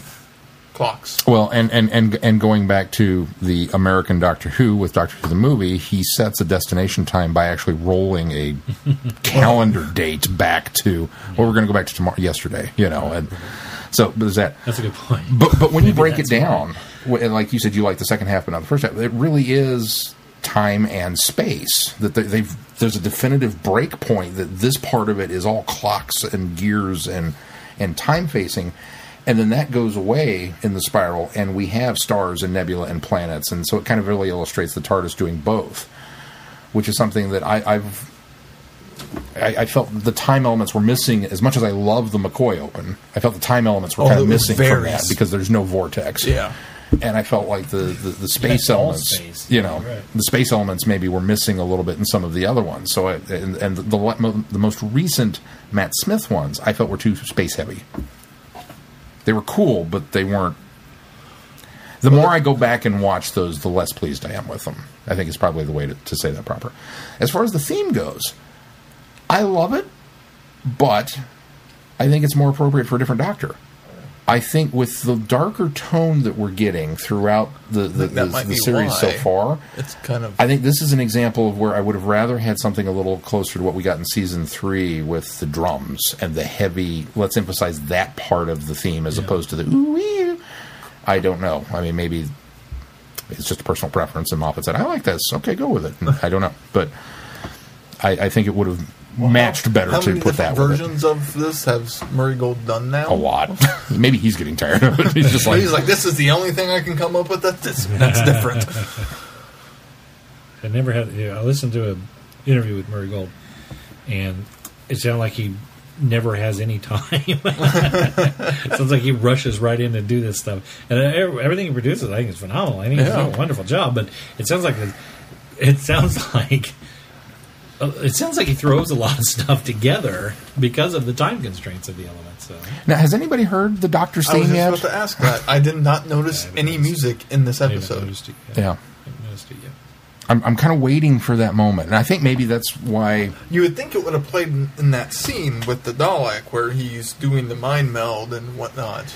Do you think that's where the music would? But at the same start? time, he's not really being a heroic character at Well, that that's moment true. because of what ultimately But- happens, and so maybe that's what they're holding on to. This idea of him, am I a good man? Maybe we're kind of waiting for that. He doesn't get a theme. No, I'm sure he'll get a theme, but maybe I think that's maybe Until what he is a good man. What my problem is too is that I think It's too maybe much work to give audially him I'm a kind of theme. waiting for that music to kick in for the rest of my brain to go, there he is, and kind of, and it doesn't have to be I Am the Doctor, but Was something that that it should when be. he was mind melding with the Dalek? That's just the most logical place I would see to put it. There was a interesting thing too, totally off the subject, but remembering that scene, there's a callback to Dalek. I wanted to talk to the about that Daleks. actually because That was a missed opportunity, I think. how so? When he talks about I ran away and then I arrived on Skaro, I would have liked, as Dr. Phil said, whatever this was going on behind him that was supposed to be representative of beauty in the universe really sucked because there was nothing happening there. I would have liked for them to have thrown up some sort of Hartnell image to imply that he's I kind of expected recalling. remembering It That totally would have been- should have been there and wasn't. I felt like they really dropped the ball on that. What were you going to say? Well, I like the idea that it kind of poses that that's the start. I don't think that's the moment when he decides. It has, yeah. I think I would agree. It came across in the episode that that was the moment. Yeah. But I don't think There's a lot more running away after that story. Well, and then really having with the not seeing the missing episodes and still missing some Hartnell, War Machines is very much feels like the first time he kind of feels like he needs to do something, and then it's not until Moonbase that he out and out states it that there are evil things and they must be stopped. There's moments in there too. Because There are moments throughout the rest of the Time run. Miller obviously Yeah. felt like he knew, but that was more of a personal responsibility because of the fact there was another Time Lord that was meddling. I did. Yeah, you guys haven't seen Dalek's Master Plan. I think there's a lot of running in that one, but the Dalekadium that they're it's not Dalekadium, but whatever the element is they keep running away with is a prevention measure. But I also get the impression too that it's more of one of those moments and there's some than the Daleks was. And there's some in the Dalek Invasion of Earth, Yeah. but it's more everybody else than the Doctor. It felt They're like. still trying to get away too. Yeah, You know, they're still trying to get out of it. the Just situation. feels like, and it's more of the others than the Doctor because it's Earth that is at stake, and they feel more more responsible. responsible. To me, it feels more like it's a journey from the Daleks to the moon base, to a slow, gradual growth to that point. I don't know. Maybe it's me. I think, I think I see what your point. I think you're making it bigger, though. I think you're making It could be bigger span because I don't have some of those gaps. Yeah. But it just felt like no, that's not. I just listened to Crusade, and it's mostly get the heck out of there too. Yeah, of course, a lot of the historicals were, I think, because the Doctor was oh crap, we can't we change worried anything. about changing things. Yeah, I don't know, something about that.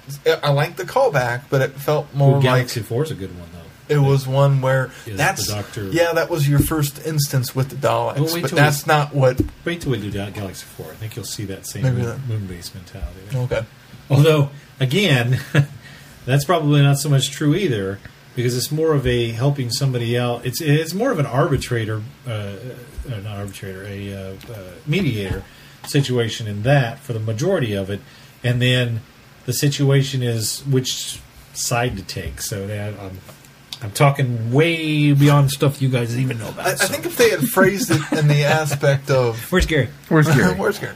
I think if they would have phrased it in the aspect of that made me see there's true evil in the universe, instead of how they did it, of that was the moment of this was the realization that there's evil out there, and then later he comes to the idea that he needs to try to stop it himself. I don't know how they could have conveyed it in the speech, but that being said, I loved the callback. Unfortunately, could have been down a little bit. Yeah. I squeed at the callback, but it was still kind of like, maybe. Did anybody else, when at the very beginning, the open, the ship's flying in, and she's screaming at the co-pilot and stuff sparking and exploding, just me, anybody else kind of expect to hear Paul McGann go, a little bit, here I am, I'm here to save you. And then he didn't show up, and I was sad. What we got coming up on the schedule, Sean? Well, next week, Friday Night Who, we are going to be watching... we'll be watching Androids of Tara, which is in the smack dab middle of the Key to Time series. It's the fourth story there with Tom Baker. And the reason we're watching Androids of Tara is because the Who episode next week, spoilers, is Robots of Sherwood. So we thought, well, yeah, that makes sense. So we're going to pair those two up, and hopefully they will both be fun romps. We know one is. If Capaldi doesn't pick up a sword at some point, I'm going to be disappointed. Oh, Crusade. We were talking about Dr. Sword Fights. Oh, nice. In there. How does Hartnell handle it? Ian, not very well. He has to kind of come and help him out. But, he holds himself well at first. I'll give him that. Anything else? I don't think so. That's it. Any other housekeeping? Of course, you can find us on feedback. You can find us on feedback. You can find us on Facebook, Twitter.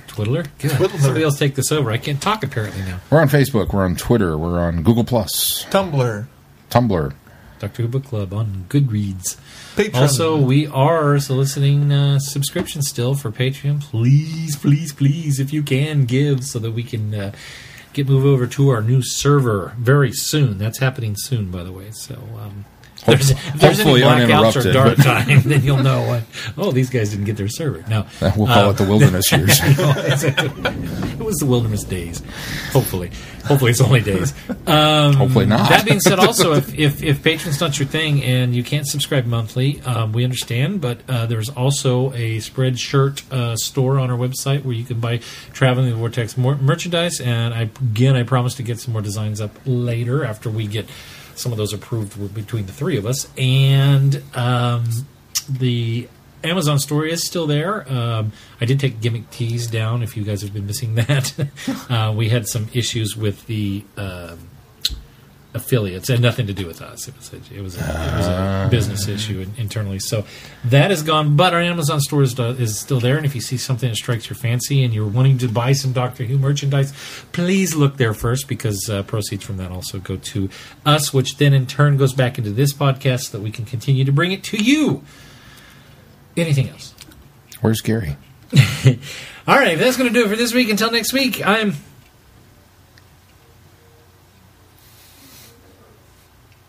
Where'd Glenn go? Oh my God.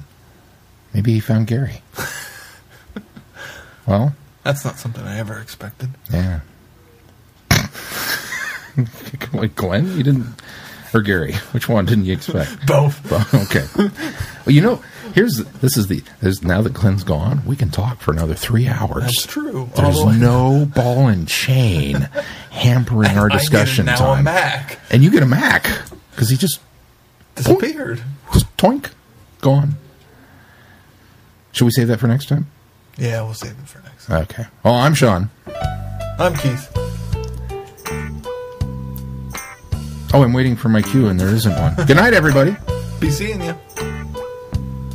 Hey guys, I found Gary! Gary, now I know I was wrong. I messed up, and now you're gone. You have been listening to Traveling the Vortex. Doctor Who and all of its associated programs are owned and trademarked by the BBC. No infringement is intended or implied. Gary, I'm sorry I neglected you. Oh, I never expected you to run away and leave me feeling this empty.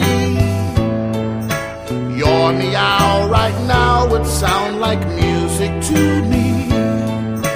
Please come home, 'cause I miss you, Gary. I'm the angel of silk. Let me take you inside, and you'll feel like you're 5,000 miles past heaven. Come with me. Gary, can't you see I was blind? How do